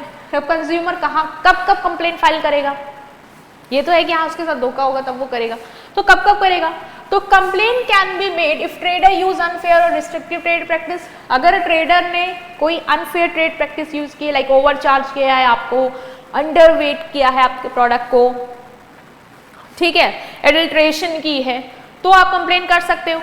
या फिर रिस्ट्रिक्टिव ट्रेड प्रैक्टिस यूज की है। अभी रिस्ट्रिक्टिव ट्रेड प्रैक्टिस हम बहुत डिटेल में इसके आगे पढ़ेंगे, तो अगर वो किया है आपके साथ, मतलब कि जो आपकी फ्रीडम है ना चीज़ों को लेके कि आप ये चूज कर सकते हो, इस प्राइस पे ले सकते हो, अलग अलग सेलर से आप बार्गेन कर सकते हो, अगर वो चीज़ आपको रिस्ट्रिक्शन लगा दी उसने, ऐसा सिचुएशन माहौल बना के, तो भी आप क्या करोगे, कंप्लेन फाइल कर सकते हो।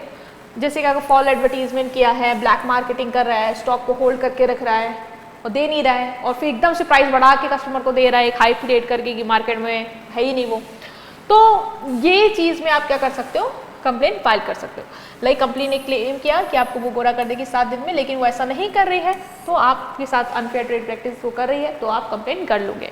Next is can also be filed when goods bought are defective. अगर डिफेक्टिव का केस है, ठीक है, तो भी आप कंप्लेन क्या कर सकते हो, फाइल कर सकते हो। मान लो आपने कुछ सीलिंग फैन खरीदा और वो चलना बंद हो गया 2 दिन के बाद, तो आप कंप्लेन कर दोगे क्योंकि प्रोडक्ट डिफेक्टिव है। सिमिलरली आपने कोई सर्विस ली और उसमें कोई कमी थी, लाइक आपने हाई स्पीड इंटरनेट के लिए पैसे दिए थे कंपनी को, लेकिन जो भी इंटरनेट आपको रिसीव हो वो बहुत ही पुअर स्पीड का है, तो भी आपके पास राइट है कि आप क्या कर सकते हो, आप कंप्लेन कर सकते हो, ठीक है। नेक्स्ट इज, और कहाँ कंप्लेन करोगे, ओवर चार्जिंग हो गई है, लाइक आपसे जो प्राइस एमआरपी पे उससे ज्यादा ले लिया सेलर ने, तो आप क्या करोगे, कंप्लेन कर दोगे।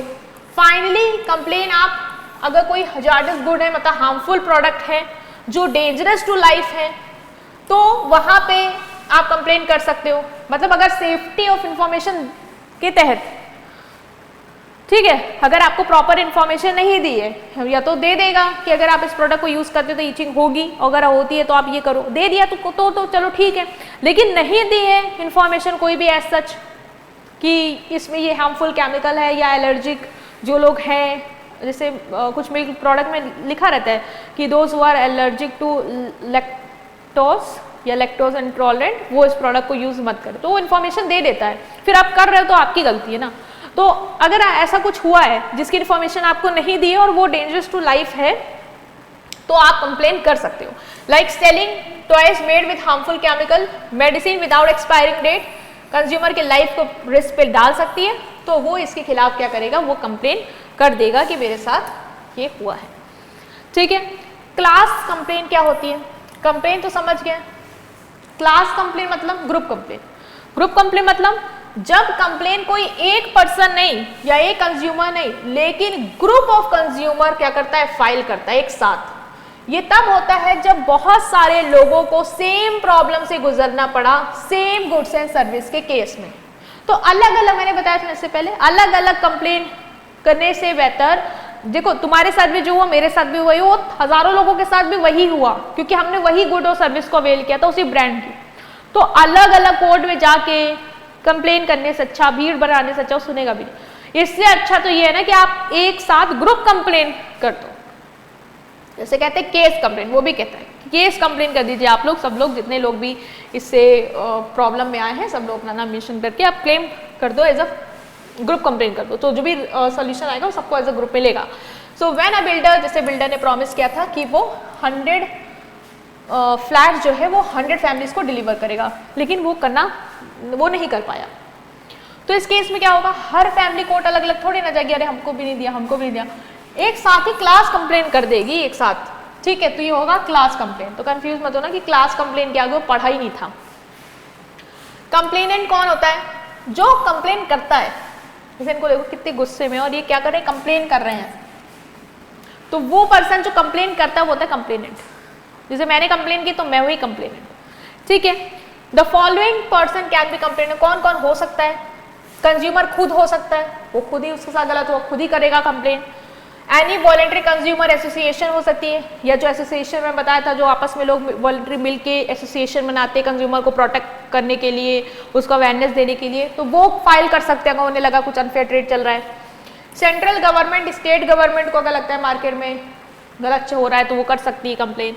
सेंट्रल अथॉरिटी CCPA बताया था, ये रेगुलेटर है, मार्केट में नजर रखे हुआ है कि अनफेयर ट्रेड प्रैक्टिस तो नहीं हो रही, होगी तो ये भी कंप्लेन कर सकता है। वन और मोर कंज्यूमर हैविंग सेम इंटरेस्ट, वही क्लास कंप्लेन वाला केस वो मिलके कर सकते हैं। In case of consumer death, मान लो कंज्यूमर जिसके साथ गलत हुआ उसकी डेथ भी हो गई, तो उसका लीगल हायर और रिप्रेजेंटेटिव कर सकता है। जैसे कभी कभी क्या होता है कि मेडिसिन में एक्सपायरी डेट नहीं मेंशन तो एक्सपायर हो गई होती है। तो मान लो जिसने कंज्यूम किया वो तो नहीं रहा ना, तो जो उसके घर वाले हैं या लीगल रिप्रेजेंटेटिव वो कंप्लेन करेगा कि इसके थ्रू हमारे यहाँ ये हो गया। इन केस ऑफ माइनर के केस में, बच्चे के केस में पेरेंट्स कर देंगे या लीगल गार्जियन जो भी है उसका वो कंप्लेन कर सकता है। तो जो कंप्लेन करता है वो होता है कंप्लेनेंट। ऐसे जो कंप्लेन जो होती है वो आपके जो कॉल सेंटर वाले होते हैं उनको आप लोग करते रहते हैं, कोई भी जैसे ऑनलाइन लेते हो तो करते हैं उधर जाके, तो बहुत सुनना पड़ता है उन लोगों को। मेरा एक्सपीरियंस भी है, ऐसे टाइम पास के लिए थोड़ा सीखने के लिए मैंने कर लिया था कॉलेज में कि चलो कुछ साइड अर्निंग होगी। भाई बहुत सुनाते हैं, बहुत सुनाते हैं, मतलब ऐसा लगता है कि हम ही ने गलत दे दी हो जबकि कंपनी देती है। Limitation period for filing complain. अब कंप्लेन को फाइल करने का समय सीमा भी है, ऐसा नहीं कि आज खरीदा था 10 साल बाद सो के जाग के आ रहे हैं कि हमारे साथ गलत हुआ था, नहीं। कंप्लेन जो है वो within 2 years from the date when the cause of action arose, like जब हुआ आपके साथ वो भी जो इंसिडेंट हुआ, डिफेक्टिव मिला या जो भी हुआ, उसके विद इन 2 months आपको कंप्लेन कर देनी है। सॉरी 2 years तक चक सकते हो, कंप्लेन कर देनी है आपको आफ्टर 2 years। अगर 2 साल बाद कंप्लेन एंटरटेन होगी, मतलब ऐसा नहीं कि कंप्लेन नहीं कर सकते हो, लेकिन एंटरटेन होगी तब अगर कंज्यूमर कोर्ट को लगता है कि रीजन इनका जो है इतना डिले करने का वो वैलिड है, ठीक है, वो वैलिड है, अगर उसको लगता है तो वो कंसीडर करेगी, अदरवाइज वो कंसीडर नहीं भी कर सकती है। Information to be included in complain. Complain में क्या क्या इंफॉर्मेशन लिखोगे? Name, description, address of complainant. मैं अगर कर रही हूँ कंप्लेन तो मेरा नाम क्या है, मैं अपने डिस्क्रिप्शन जो भी कंप्लेन है वो सब, और एड्रेस क्या है मेरा वो, और जिसके खिलाफ कर रही हूँ उसकी भी यही सब इन्फॉर्मेशन, ठीक है। मतलब डिस्क्रिप्शन जैसे कुछ होगा मेरे बारे में और डिटेल में तो वो मैं सब दूंगी। Facts relating to complain. Complain में क्या क्या चीजें मुझे करनी है, फैक्ट्स क्या है, किस बारे में कर रही हूँ, क्यों कर रही हूँ, वो सब।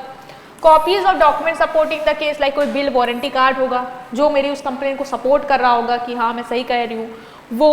Relief sought by the complainant, जो कंप्लेनेंट है वो क्या रिलीफ चाह रहा है उससे, लाइक रिफंड चाहिए, रिप्लेसमेंट चाहिए, कंपनसेशन चाहिए, ये सारी चीजें के साथ वो क्या करेगा, कंप्लेन करेगा। तो ऐसा नहीं कि कंप्लेन बस बोल दिया कि इन्होंने मेरे साथ धोखा दिया, नहीं, सब कुछ बताओ, तुम्हारा नाम क्या है, तुम्हारा एड्रेस क्या है, अपने बारे में बताओ, अपोजिशन पार्टी के बारे में बताओ, थोड़ा फैक्ट बताओ कि कंप्लेन कर क्यों रहे हो, कोई डॉक्यूमेंट है, एविडेंस है जो सपोर्ट करता है इस चीज को, और क्या चाह रहे हो, रिफंड मिल जाए, रिप्लेस हो जाए, ठीक है, वो सब के साथ आप कंप्लेन करोगे। कोई भी फीस नहीं चार्ज होती है कंप्लेन करने के लिए, ये याद रखना। डिफेक्ट मतलब क्या होता है, कह रहे हैं प्रोडक्ट में डिफेक्ट है, तो मतलब कि कोई भी फॉल्ट, इम्परफेक्शन या शॉर्ट कमिंग अगर है क्वालिटी, क्वांटिटी एंड प्योरिटी और स्टैंडर्ड ऑफ गुड्स में, वो होता है डिफेक्ट। जैसे नहीं डिफेक्ट गुड्स दे दिया मैं, या जो ये मोबाइल है इसमें डिफेक्टिव है, इसका स्पीकर वर्क नहीं कर रहा है, इसका मतलब इसकी परफॉर्मेंस में कमी है, शॉर्ट कमिंग है, इसकी स्टैंडर्ड्स में कमी है, इसकी क्वालिटी में कमी, ये जो भी चीजें या फॉल्ट है इसमें, वो डिफेक्ट है आपका। It may be because the product does not meet the legal standard, contract term और claim made by the trader. ये इसलिए होता है क्योंकि जो भी प्रोडक्ट है आपका, जो लीगल स्टैंडर्ड्स हैं कि इस हिसाब से बना होगा वो नहीं पूरा करता है, या कॉन्ट्रैक्ट में जो भी टर्म्स एंड कंडीशन दी है कि जो ये प्रोडक्ट है उसमें ये क्वालिटी होगी, ये क्वांटिटी होगी, वो अगर नहीं है, या क्लेम जो करा था ट्रेडर ने कि ये चीज़ इसमें है वो नहीं है, तो आप कंप्लेन कर सकते हो इस केस में, ठीक है। तो डिफेक्ट का हो गया। जैसे कि एक राइस का पैकेट खरीदा जिसमें 5 kg लिखा है, लेकिन आपने एक्चुअली जब उसको वेट किया तो वो 4.5 kg, इसका मतलब कौन सा डिफेक्ट है, क्वांटिटी डिफेक्ट है। क्वालिटी डिफेक्ट मान लो उसने लिखा है कि ये जो है ये ए ग्रेड कैटेगरी का प्रोडक्ट है, ठीक है, बट आपने जब उसको मान लो क्वालिटी को मेजर वगैरह कराया तो वो उस स्टैंडर्ड पे नहीं सेट हो रहा, तो क्वालिटी डिफेक्ट है। जैसे टीवी, ब्रांडेड न्यू टीवी है लेकिन शुरू ही नहीं हो रही है, स्टार्ट ही नहीं हो रही है, तो क्वालिटी डिफेक्ट है, इसका मतलब क्वालिटी खराब है उसकी। तो जो भी फॉल्ट, इम्परफेक्शन या शॉर्ट कमिंग होती है हमारी क्वालिटी, क्वांटिटी, प्योरिटी या स्टैंडर्ड ऑफ गुड्स में, उन्हें हम क्या कहते हैं, उन्हें हम कहते हैं डिफेक्ट। नेक्स्ट इज जो हमने बोला था कि हम डिस्कस करेंगे, रिस्ट्रिक्टिव ट्रेड प्रैक्टिस क्या होती है। Means a trade practice that manipulate the price और कंडीशन ऑफ डिलीवरी। देखो रिस्ट्रिक्टिव ट्रेड प्रैक्टिस मतलब कि जब आप ट्रेड कर रहे हो एज अ सेलर, जब आप ट्रेडिंग कर रहे हो तो आपने क्या किया, कुछ रिस्ट्रिक्शन लगा दिए हैं जिससे कंज्यूमर को आप दिक्कत में डाल रहे हो।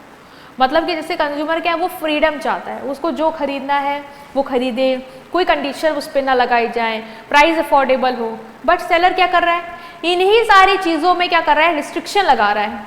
ये क्या है, restrictive trade practice means a trade practice जो मैनिपुलेट करता है प्राइस, कंडीशन ऑफ डिलीवरी या अफेक्ट करता है गुड एंड सर्विसेज के फ्लो को in the market in such a way that it impose unfair cost और restriction of consumer. Like consumer को डिलीवरी जो है वो 3 दिन के अंदर मिलनी थी, लेकिन आपने ऐसा माहौल बना दिया कि डिलीवरी जो है वो आपने डिले कर दी, और ऐसा माहौल है कि कंज्यूमर उस केस में कुछ कर भी नहीं पा रहा है, तो आप उसके इस फ्रीडम के साथ क्या कर रहे हो, खिलवाड़ कर रहे हो कि उसको समय पे मिलना चाहिए था product. So it is when seller control price, मतलब जब सेलर क्या कर रहा है, कंट्रोल कर रहा है प्राइस को। लाइक उसने क्या करी, मोनोपोली बना ली 2-3 बिग सेलर के साथ और कहा कि जो प्रोडक्ट है हम इसको ना 100 पे ही बेचेंगे। तो कंज्यूमर आएगा, तुम भी 100 पे देना, तुम भी 100 पे देना, मैं भी 100 पे दूंगा। देखिए कहाँ से लेगा वो। तो जो उसकी फ्रीडम थी ना बार्गेनिंग की, वो मैंने क्या करी, छीन ली, प्राइस को कंट्रोल करके एक रिस्ट्रिक्शन लगा दिया, या सप्लाई को कंट्रोल कर लिया मैंने। ठीक है, मैंने क्या किया, गुड्स को होल्ड करके रखा, दिखाया, आर्टिफिशियल स्कैर्सिटी क्रिएट कर दी कि प्रोडक्ट तो मार्केट में है ही नहीं, मैंने गोडाउन में रखा उसको छुपा के कि मतलब नहीं निकालेंगे जब तक एकदम कमी ना हो जाए, और फिर उसको मनचाहे दाम में बेचेंगे। तो वो भी मैं नहीं करा, या कंडीशन लगा दी सेल पे कि आप अगर मेरा ये प्रोडक्ट खरीदोगे तो ही हम आपको ये प्रोडक्ट देंगे, अदरवाइज हम नहीं देंगे। लाइक एप्पल ने कंडीशन लगा दी कि आप अगर इसके साथ चार्जर खरीदोगे तो ही फ़ोन देंगे, तो नहीं देंगे। तो फिर उसको लगेगा कि चलो ठीक है, अब यही लेना है, मन यही है, तो चलो वो भी लेके ले लेंगे। तो रिस्ट्रिक्टिव ट्रेड प्रैक्टिस कर रहे हो, मतलब जो भी ट्रेड कर रहे हो, प्रैक्टिसेस कर रहे हो ट्रेडिंग के दौरान, उसमें आप ऐसा रिस्ट्रिक्शन सेट कर रहे हो जिससे कंज्यूमर की फ्रीडम को आप छीन रहे हो।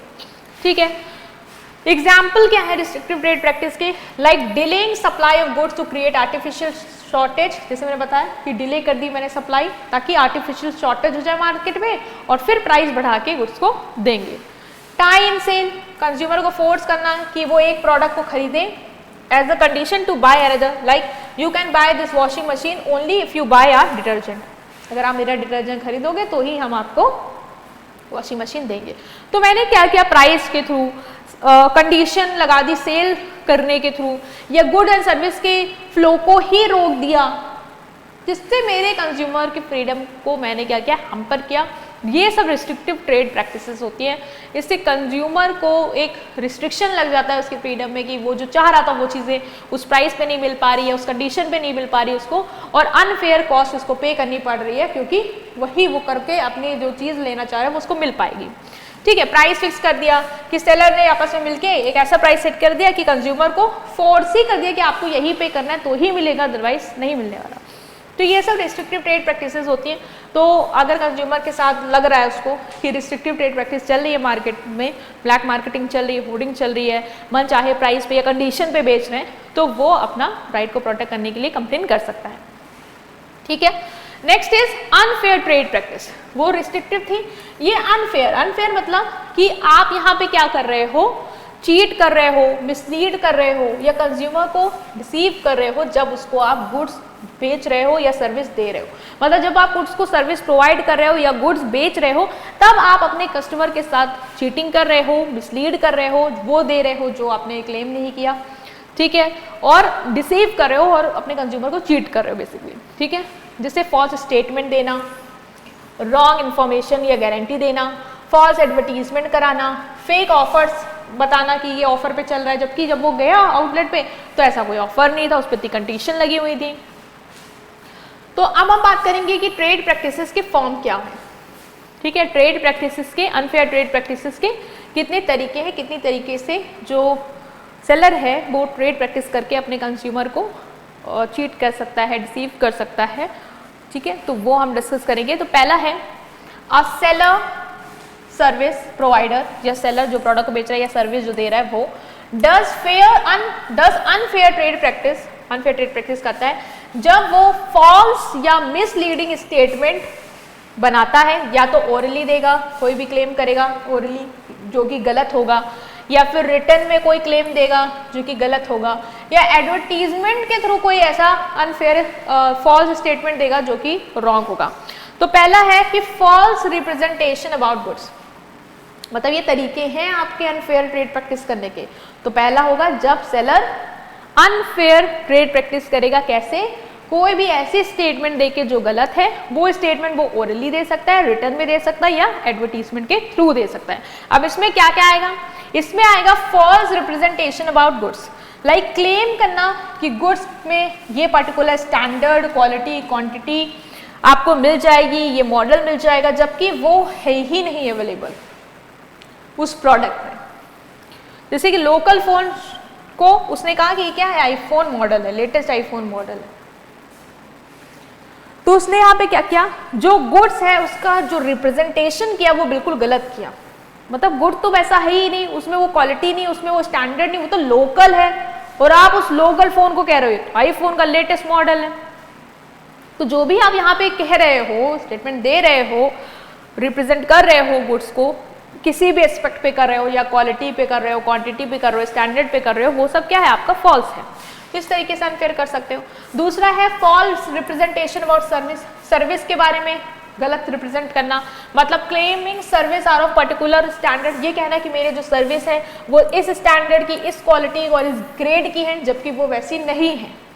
लाइक आप कह रहे हो एक कोचिंग इंस्टीट्यूट है, वो प्रॉमिस कर रहा है कि हमारी जो टीचिंग का लेवल है वो इंटरनेशनल लेवल है, जबकि ऐसा कुछ भी नहीं है, वो कोई भी प्रूफ नहीं दे पा रहा उस चीज़ का। तो इसका मतलब जो भी आप क्लेम कर रहे हो सर्विस को लेके, उसकी क्वालिटी, स्टैंडर्ड, क्वांटिटी को लेके, वो वैसी नहीं है, फॉल्स स्टेटमेंट दे रहे हो। प्रोडक्ट को लेके दे सकते हो, सर्विस को लेके दे सकते हो। सेलिंग ओल्ड एज न्यू, बहुत लोग कहते हैं कि selling rebuild, second hand, renovated और recondition good as brand new. बहुत लोग क्या कहते हैं कि ओल्ड कार, ओल्ड फोन को रिनोवेट करा के उसको ऐसा शोकेस करते हैं कि ये नया है, और कंज्यूमर से उस नए का प्राइस ले लेते जबकि वो सेकेंड हैंड था। तो ये भी एक तरीका है अनफेयर ट्रेड प्रैक्टिस का।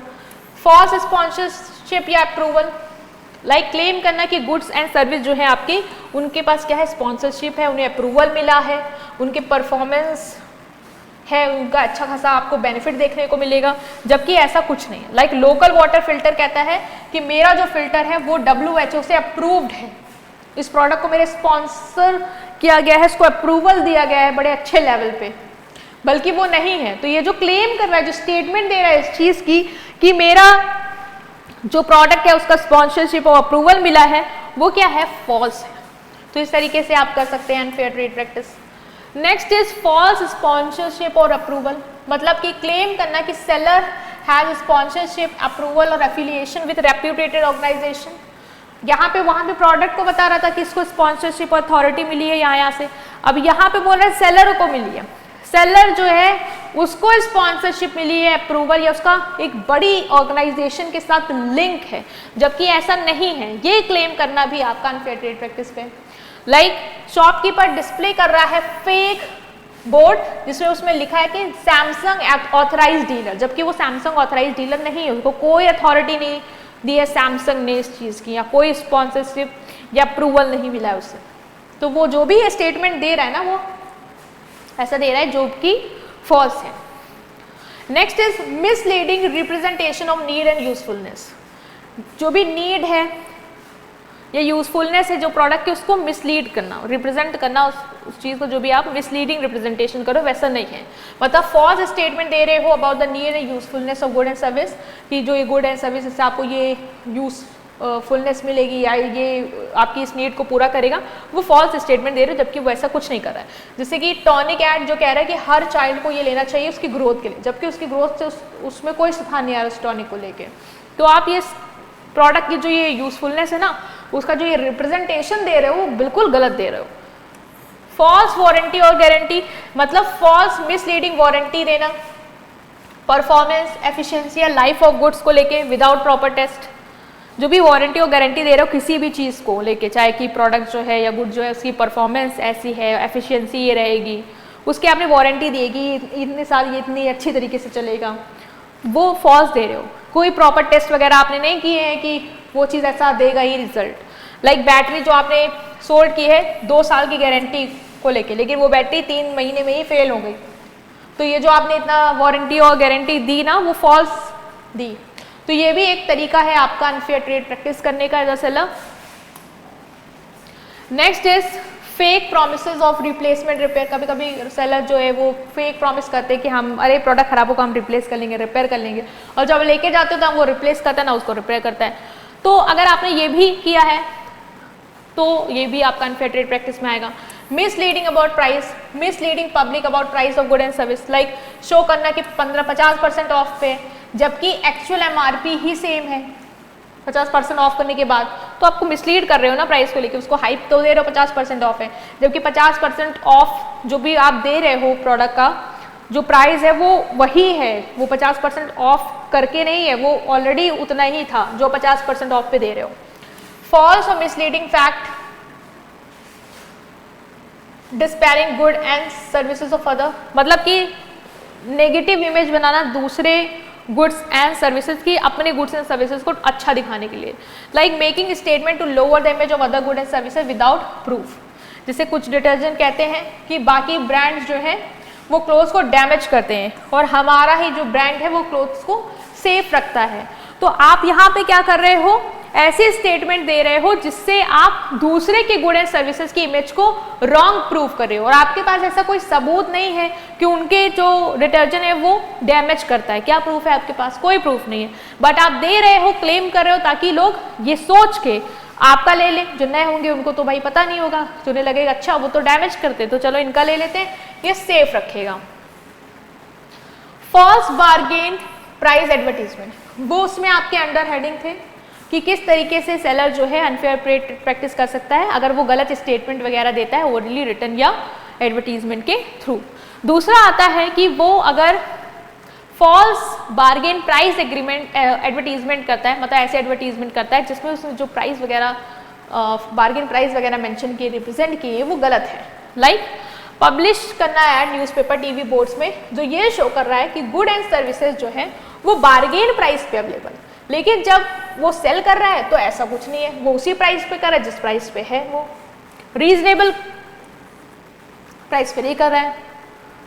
तो मतलब जैसे ऐड शो कर रहा है कि स्मार्टफोन एट 499 ओनली है, बट ओनली 2-3 पीस ही अवेलेबल है, बाकी सब हाई प्राइस पे है। तो मतलब तुम क्लेम तो कर रहे हो कि बार्गेन प्राइस पे है, लेकिन जब आप बेचने के लेवल पे आ रहे हो तो आप बेवकूफ़ बना देके इसे भी कह रहे हो कि अरे 499 पे तो 3 पीस थे जो कि बिक गए, आप तो सब हाई लेवल पे ही हो, तो हाई प्राइस पे ही है। ठीक है, या क्वांटिटी आपने बता दी कि इतनी क्वांटिटी जो है वो आपको मिलेगी, जब आपके पास कस्टमर आता है तो आप बोलते हो अरे वो फर्स्ट टाइम बायर के लिए थी और अभी आपको तो वही मिलेगा जो मिल रहा है सबको। Next is miss use of gift price in lottery, बहुत बार करती हैं कि गिफ्ट प्राइस कहते हैं हम ऑफर करेंगे बट प्रोवाइड नहीं करते हैं उसको जैसे इन्होंने प्रॉमिस किया है, या फिर हिडन चार्जेस एक्चुअली लगा देते हैं, लाइक फ्री गिफ्ट देंगे अगर आपने ये परचेज किया, लेकिन गिफ्ट प्राइस ऑलरेडी इंक्लूड करता है प्रोडक्ट को।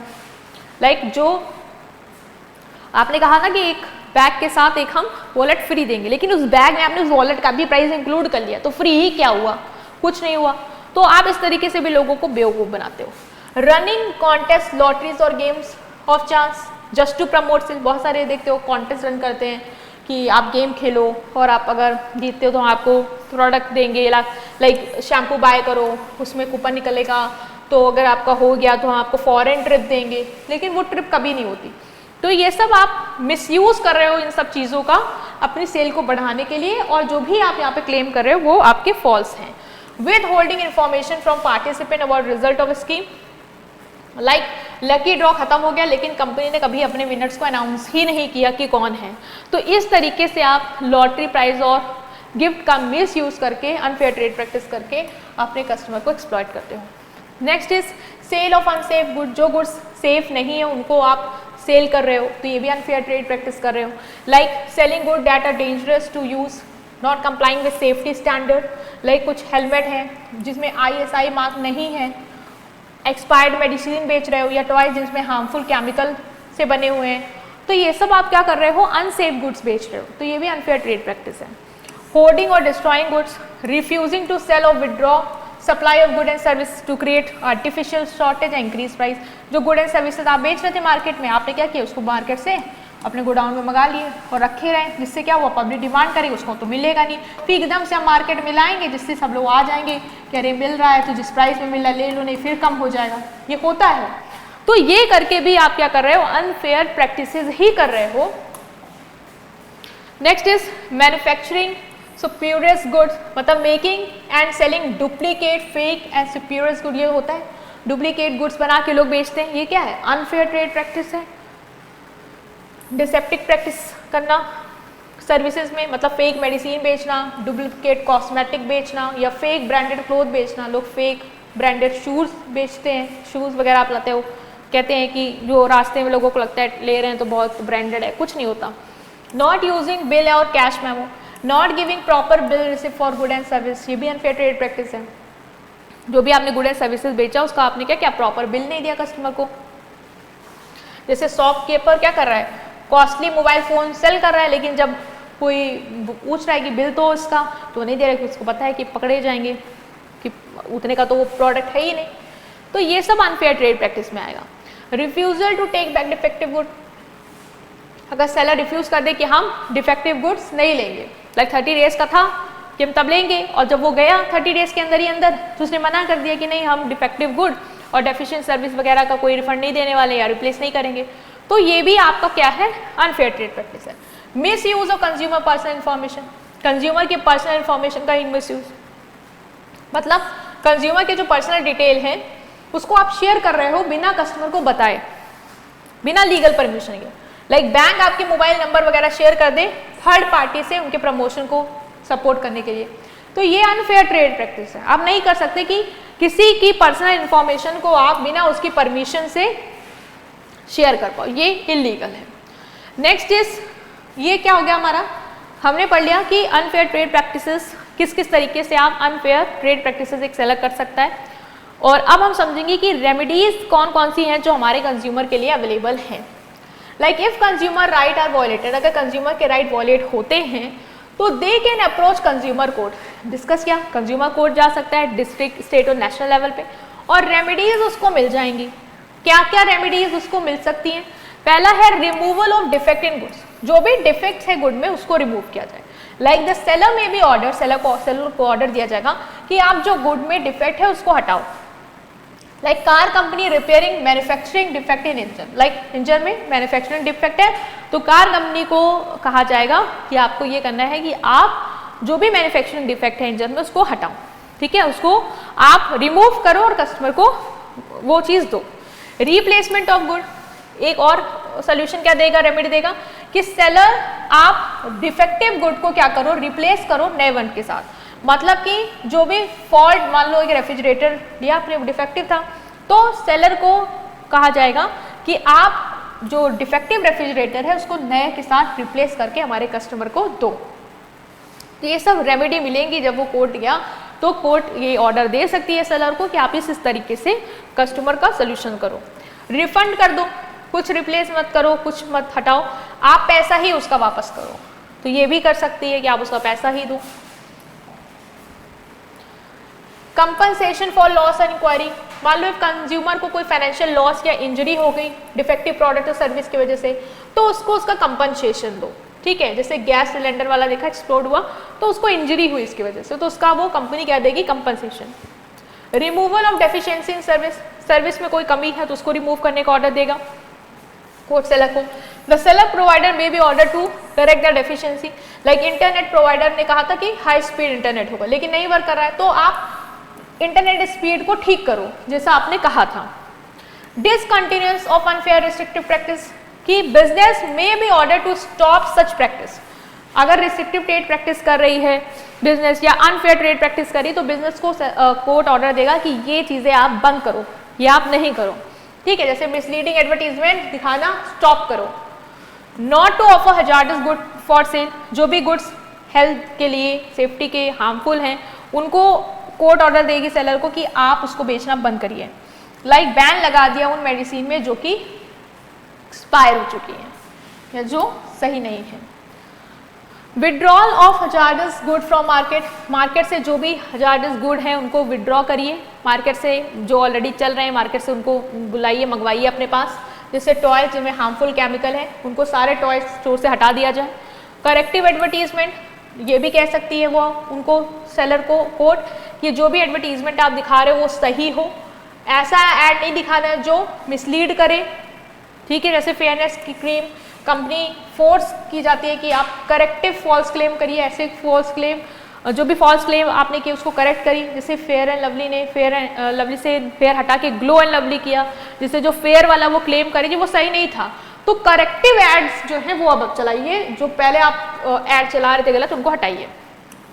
पेमेंट ऑफ एडिक्वेट कॉस्ट कि the opposition party may be directed to pay cost of litigation of consumer, और इवन जो भी सेलर है, जो भी पार्टी है अपोजिशन जिसने धोखा दिया था कंज्यूमर को, वो उसको ये भी कोर्ट कह सकता है कि आप एडिक्वेट कॉस्ट की पेमेंट करो। मतलब कि कंज्यूमर को आपके वजह से क्या हुआ, कोर्ट आना पड़ा, उसका आने जाने का खर्चा लगा, हो सकता है लॉयर हायर करना पड़ा, उसकी फीस उसको देनी है, इवन जो भी उसको नुकसान हुआ, तो वो सारी चीज़ें आप क्या करो, पे बैक करो।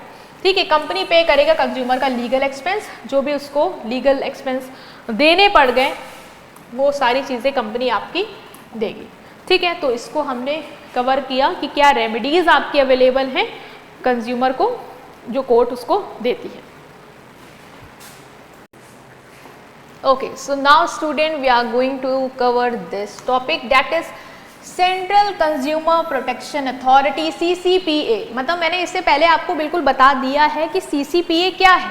ठीक है, ऐसा नहीं कि एकदम से आ गया ये क्या आ गया मैम नया चैप्टर में, नहीं।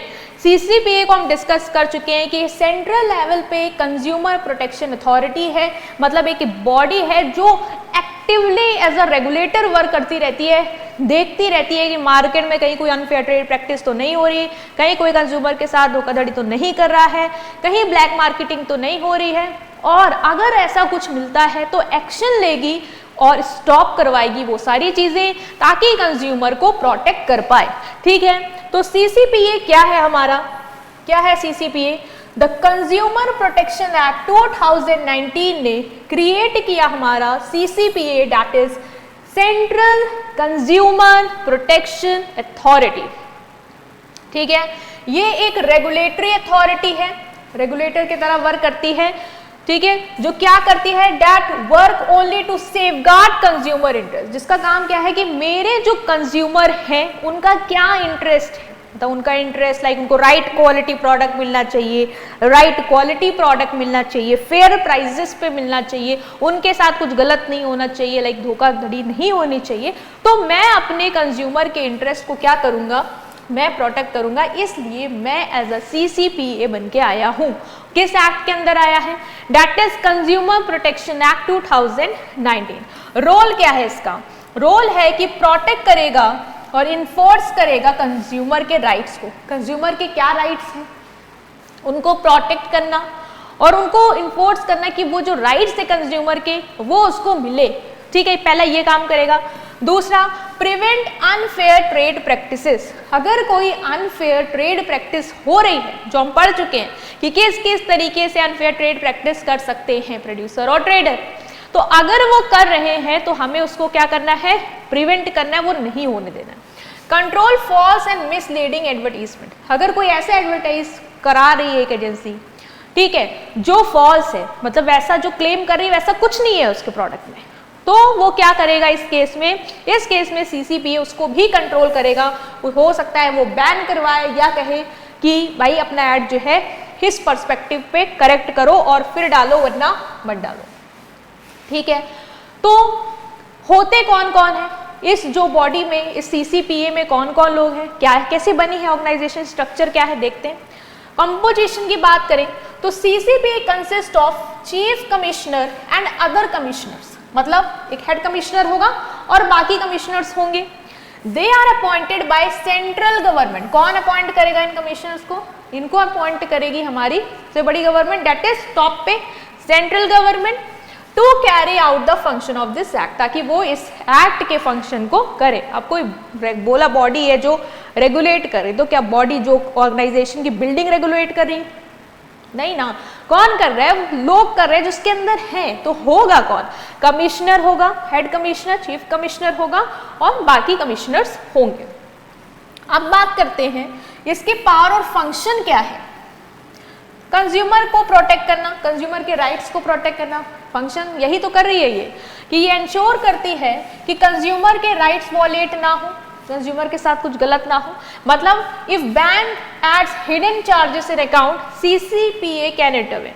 अगर बैंक ने कोई हिडन चार्जेस ऐड करे आपके अकाउंट में, कि मतलब उसने बताया नहीं और चुपके से वो चार्जेस लगा दिया आप पे, तो CCPA आपको इसमें क्या करेगी, प्रोटेक्ट करेगी, आपको देखेगी कि इस तरीके के केस में आपको नुकसान ना हो। ठीक है, इस केस पे वो जाके रिसर्च करेगी, देखेगी ऐसा क्यों हो रहा है और प्रोटेक्ट करेगी कि ऐसा हटाया जाए। प्रिवेंट अनफेयर ट्रेड प्रैक्टिस ये है कि कोई प्रैक्टिस जैसे ब्लैक मार्केटिंग हो रही है, गुड्स को होल्ड करके रखा जा रहा है, नहीं डाला जा रहा और सोचा जा रहा है जब डिमांड बढ़ेगी तब मन चाहे प्राइस पे बेचेंगे, उन सारी चीज़ों से ये आपको प्रोटेक्ट करेगी, उनको स्टॉप करा के। ठीक है, जैसे बीच में क्या होता कि ऑनियन के प्राइस बहुत बढ़ गए थे मार्केट में, है ना, फिर टमाटर के भी बढ़े थे। तो ऐसा क्यों हो रहा था, क्योंकि स्टॉक ये लोग क्या कर रहे थे, होल्ड करके रख रहे थे, मार्केट में ऐसा जता रहे थे कि है ही नहीं, तो जिसको जितना महंगा मिला वो उसने उतना ले लिया, डिमांड एकदम से महंगी वाली डिमांड जो अफोर्ड कर सकते तो उन्होंने लिया, और फिर जब वो एकदम से मार्केट में आया तो लोगों को लगा फिर से ना आउट ऑफ स्टॉक हो जाए, जल्दी जल्दी जितना जितना स्टॉक करके रख सकते घर में रख लेते हैं, बल्कि बाद में फिर उसकी प्राइस बढ़ा भी नहीं। तो ये सारी चीज़ें भी होती हैं। बैन फॉल्स और मिसलीडिंग एडवर्टीजमेंट, इसका काम है कि एडवर्टीजमेंट पे नजर रखना, अगर कोई ऐसा एडवर्टीजमेंट जो मिसलीड कर रहा है लोगों को तो ये उसको क्या करेगी, बैन करेगी। Like prohibit ad that mislead and deceive customer, कोई कंज्यूमर को कोई ऐसा ऐड है जो मिसलीड करता है, ठीक है, जैसे कि फेयरनेस क्रीम है बता रही कि 7 डेज में स्किन फेयर होगी, ऑफकोर्स मिसलीड कर, ऐसा कुछ नहीं होने वाला। तो इन तरीके के ऐड को ये क्या करती है, बैन करती है। एक्शन लेगी against people behind false ad, लोग हो सकते हैं जो फॉल्स ऐड दिखा रहे हैं तो उनके अगेंस्ट क्या करेगी, एक्शन लेगी।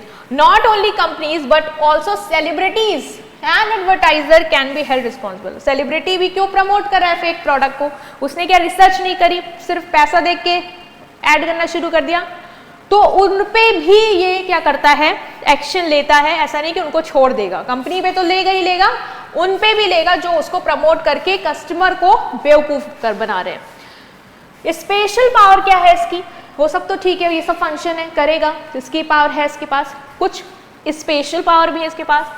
सुयो moto action that is can act on its own even without a complaint, जरूरी नहीं है कि कोई कंप्लेन करे तो ये एक्शन लेगा, ये अपने आप से भी एक्शन ले सकता है अगर उसको लगता है कोई अनफेयर ट्रेड प्रैक्टिस हो रही है।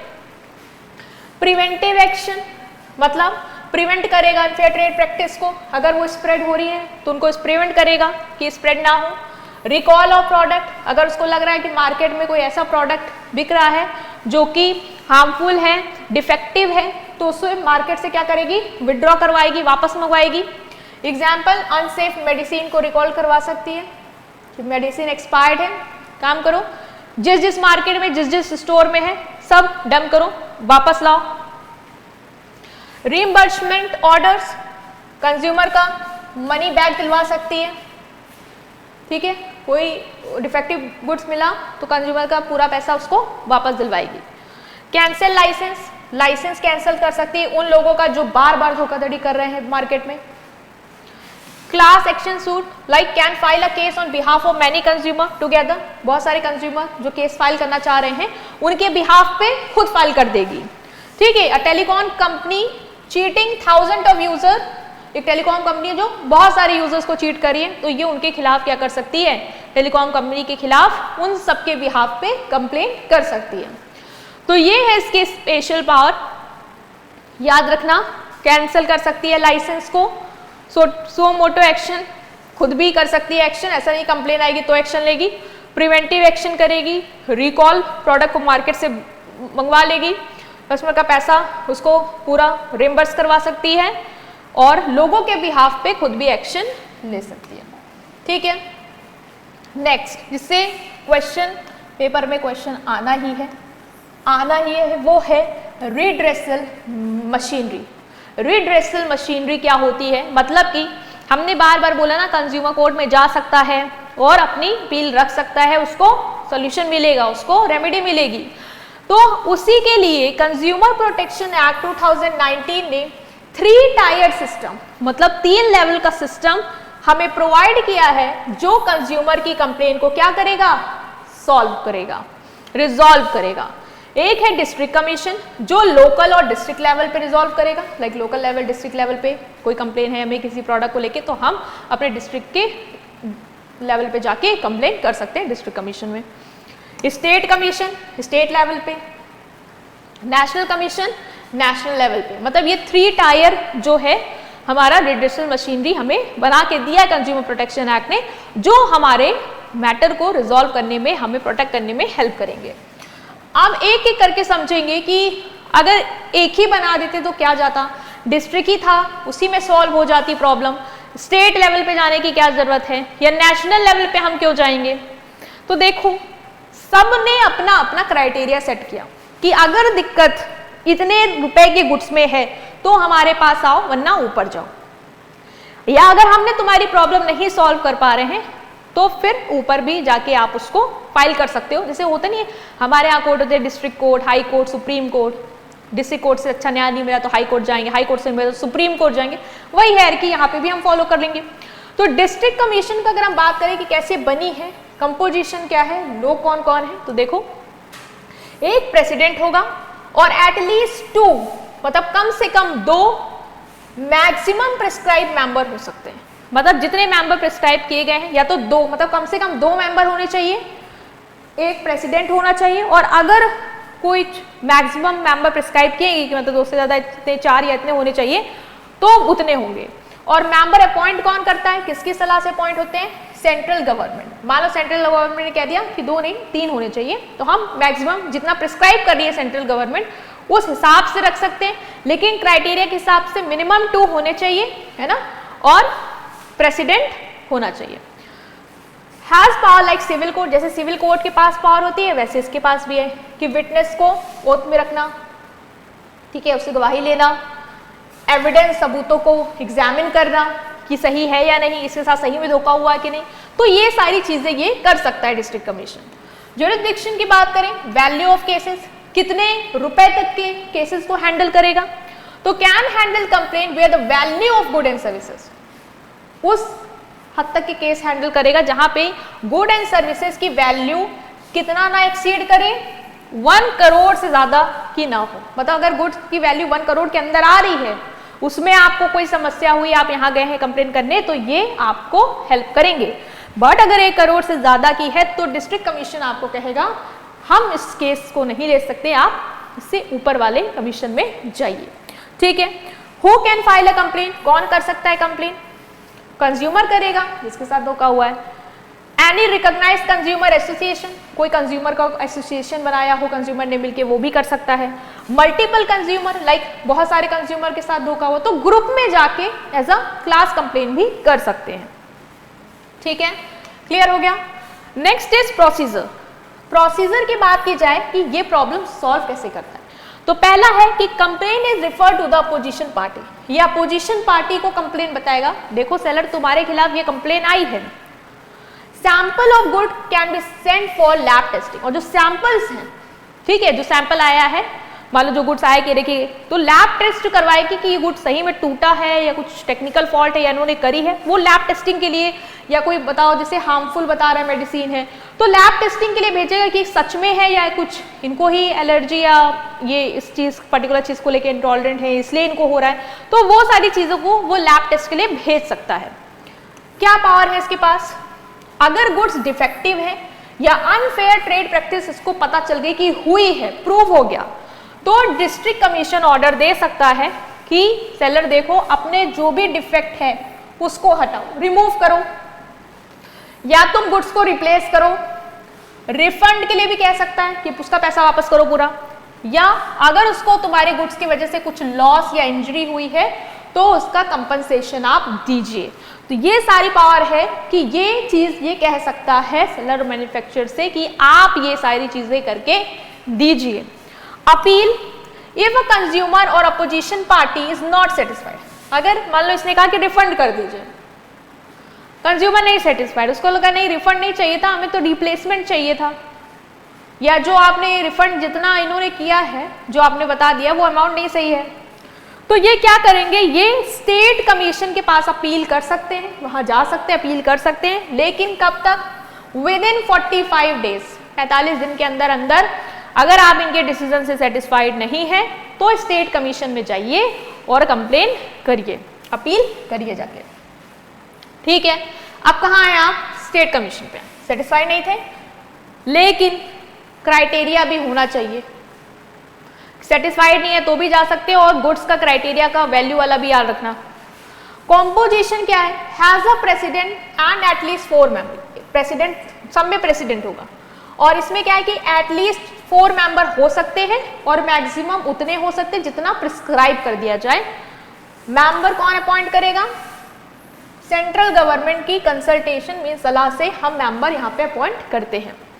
जुरिस्डिक्शन की बात करें, कितने वैल्यू के केस हैंडल करेगा, तो हैंडल करता है कंप्लेंट जहां पे value of good and services plus compensation is more than 1 crore, कितना हो, 1 करोड़ से ज्यादा हो, और 10 करोड़ से, सॉरी हाँ 1 करोड़ से ज्यादा हो, लेकिन 10 करोड़ से ज्यादा एक्सीड नहीं करना चाहिए, मतलब 1 करोड़ से 10 करोड़ के बीच में हो, 10 करोड़ से ऊपर गया तो नहीं हैंडल करेंगे।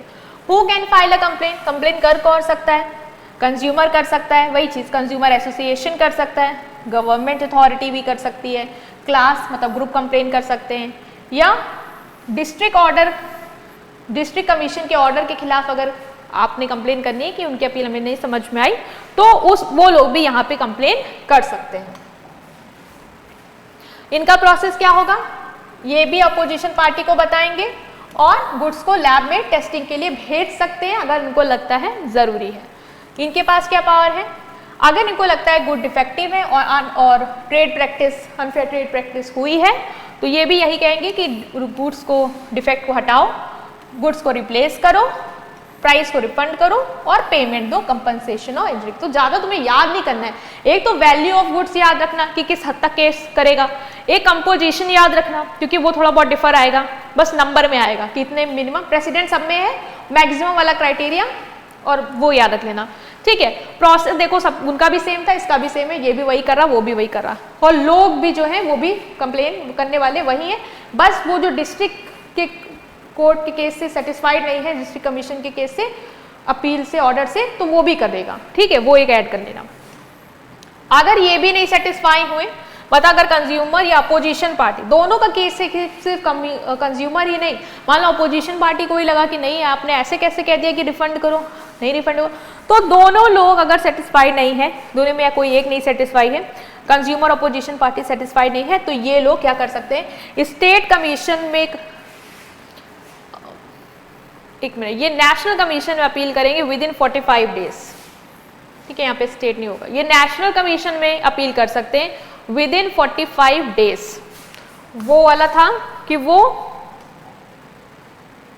स्टेट कमीशन में करेंगे और ये नेशनल कमीशन में कर देंगे with in 45 days. Next is national commission. Composition की बात करें तो प्रेसिडेंट हेड होगा, 4 मेंबर एटलीस्ट होने चाहिए और मैक्सिमम उतने हो सकते हैं जितने आपको प्रिस्क्राइब किए जाएं। मेंबर को कौन अपॉइंट करेगा, सेंट्रल गवर्नमेंट के थ्रू होंगे अपॉइंट।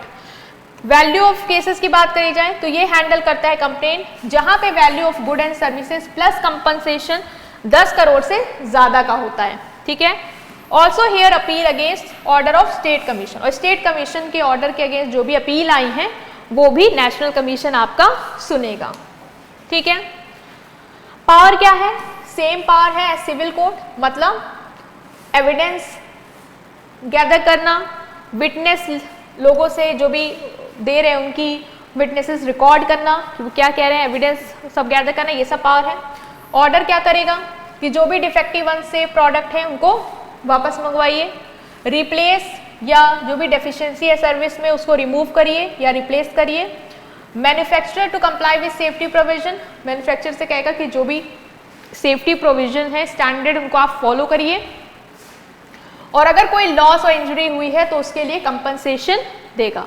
अपील की बात करें तो if any person is not satisfied with the order of national commission, अब इनके भी ऑर्डर से अगर कोई नहीं सेटिस्फाइड है तो फिर वो कहाँ जाएगा, तो वो सुप्रीम कोर्ट जा सकता है विद इन 30 डेज। कहाँ जाएगा? सुप्रीम कोर्ट जा सकता है विद इन 30 डेज, ठीक है, और फिर वहां पे उसको सोल्यूशन मिल जाएगा, ठीक है। वहां वाले पे ना, जहां पे नेशनल कमीशन में जा सकता था स्टेट वाला, वहां पे डेज वाला पॉइंट जो है वो आप ठीक करना, विद इन 30 डेज, ठीक है।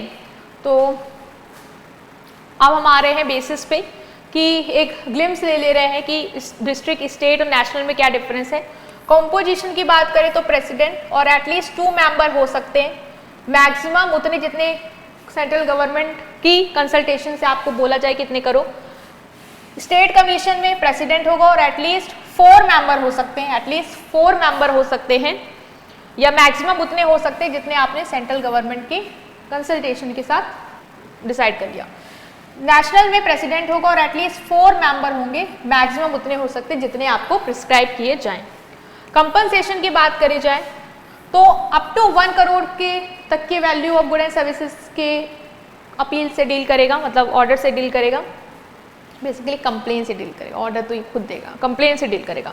ये 1 करोड़ से ऊपर होना चाहिए और 10 करोड़ से नीचे, मतलब इनके बीच के स्लैब में जो value of good and services हैं उसके लिए रेमेडी देगा, और एक्सीडिंग 10 करोड़ के लिए नेशनल कमीशन आपके केस को हैंडल करेगा। अपील अगेंस्ट द ऑर्डर, अगर आपको इनका ऑर्डर नहीं समझ में आया तो आप स्टेट कमीशन में अपील कर सकते हो with in 45 days. District commission का नहीं समझ में आया तो स्टेट कमीशन में करोगे विद इन 45 डेज, और अगर स्टेट कमीशन से नहीं सेटिस्फाइड हो, इसके ऑर्डर से नहीं सेटिस्फाइड हो, तो नेशनल कमीशन में कर सकते हो विद इन 30 डेज, और अगर नेशनल कमीशन से भी नहीं सेटिस्फाई हो तो सुप्रीम कोर्ट में कर सकते हो विद इन 30 डेज, ठीक है। तो ये है आपका जो हमने डिस्कस किया, और इस चैप्टर में काफ़ी अच्छी चीज़ें आपने समझी कि कंज्यूमर प्रोटेक्शन क्या है, rights and all. So video को लाइक कर दो और आने वाले चैप्टर्स के लिए चैनल को सब्सक्राइब करो, लाइक करो, सब्सक्राइब करो, अपने फ्रेंड्स के साथ ज़्यादा से ज़्यादा वीडियो को शेयर करो। Thank you.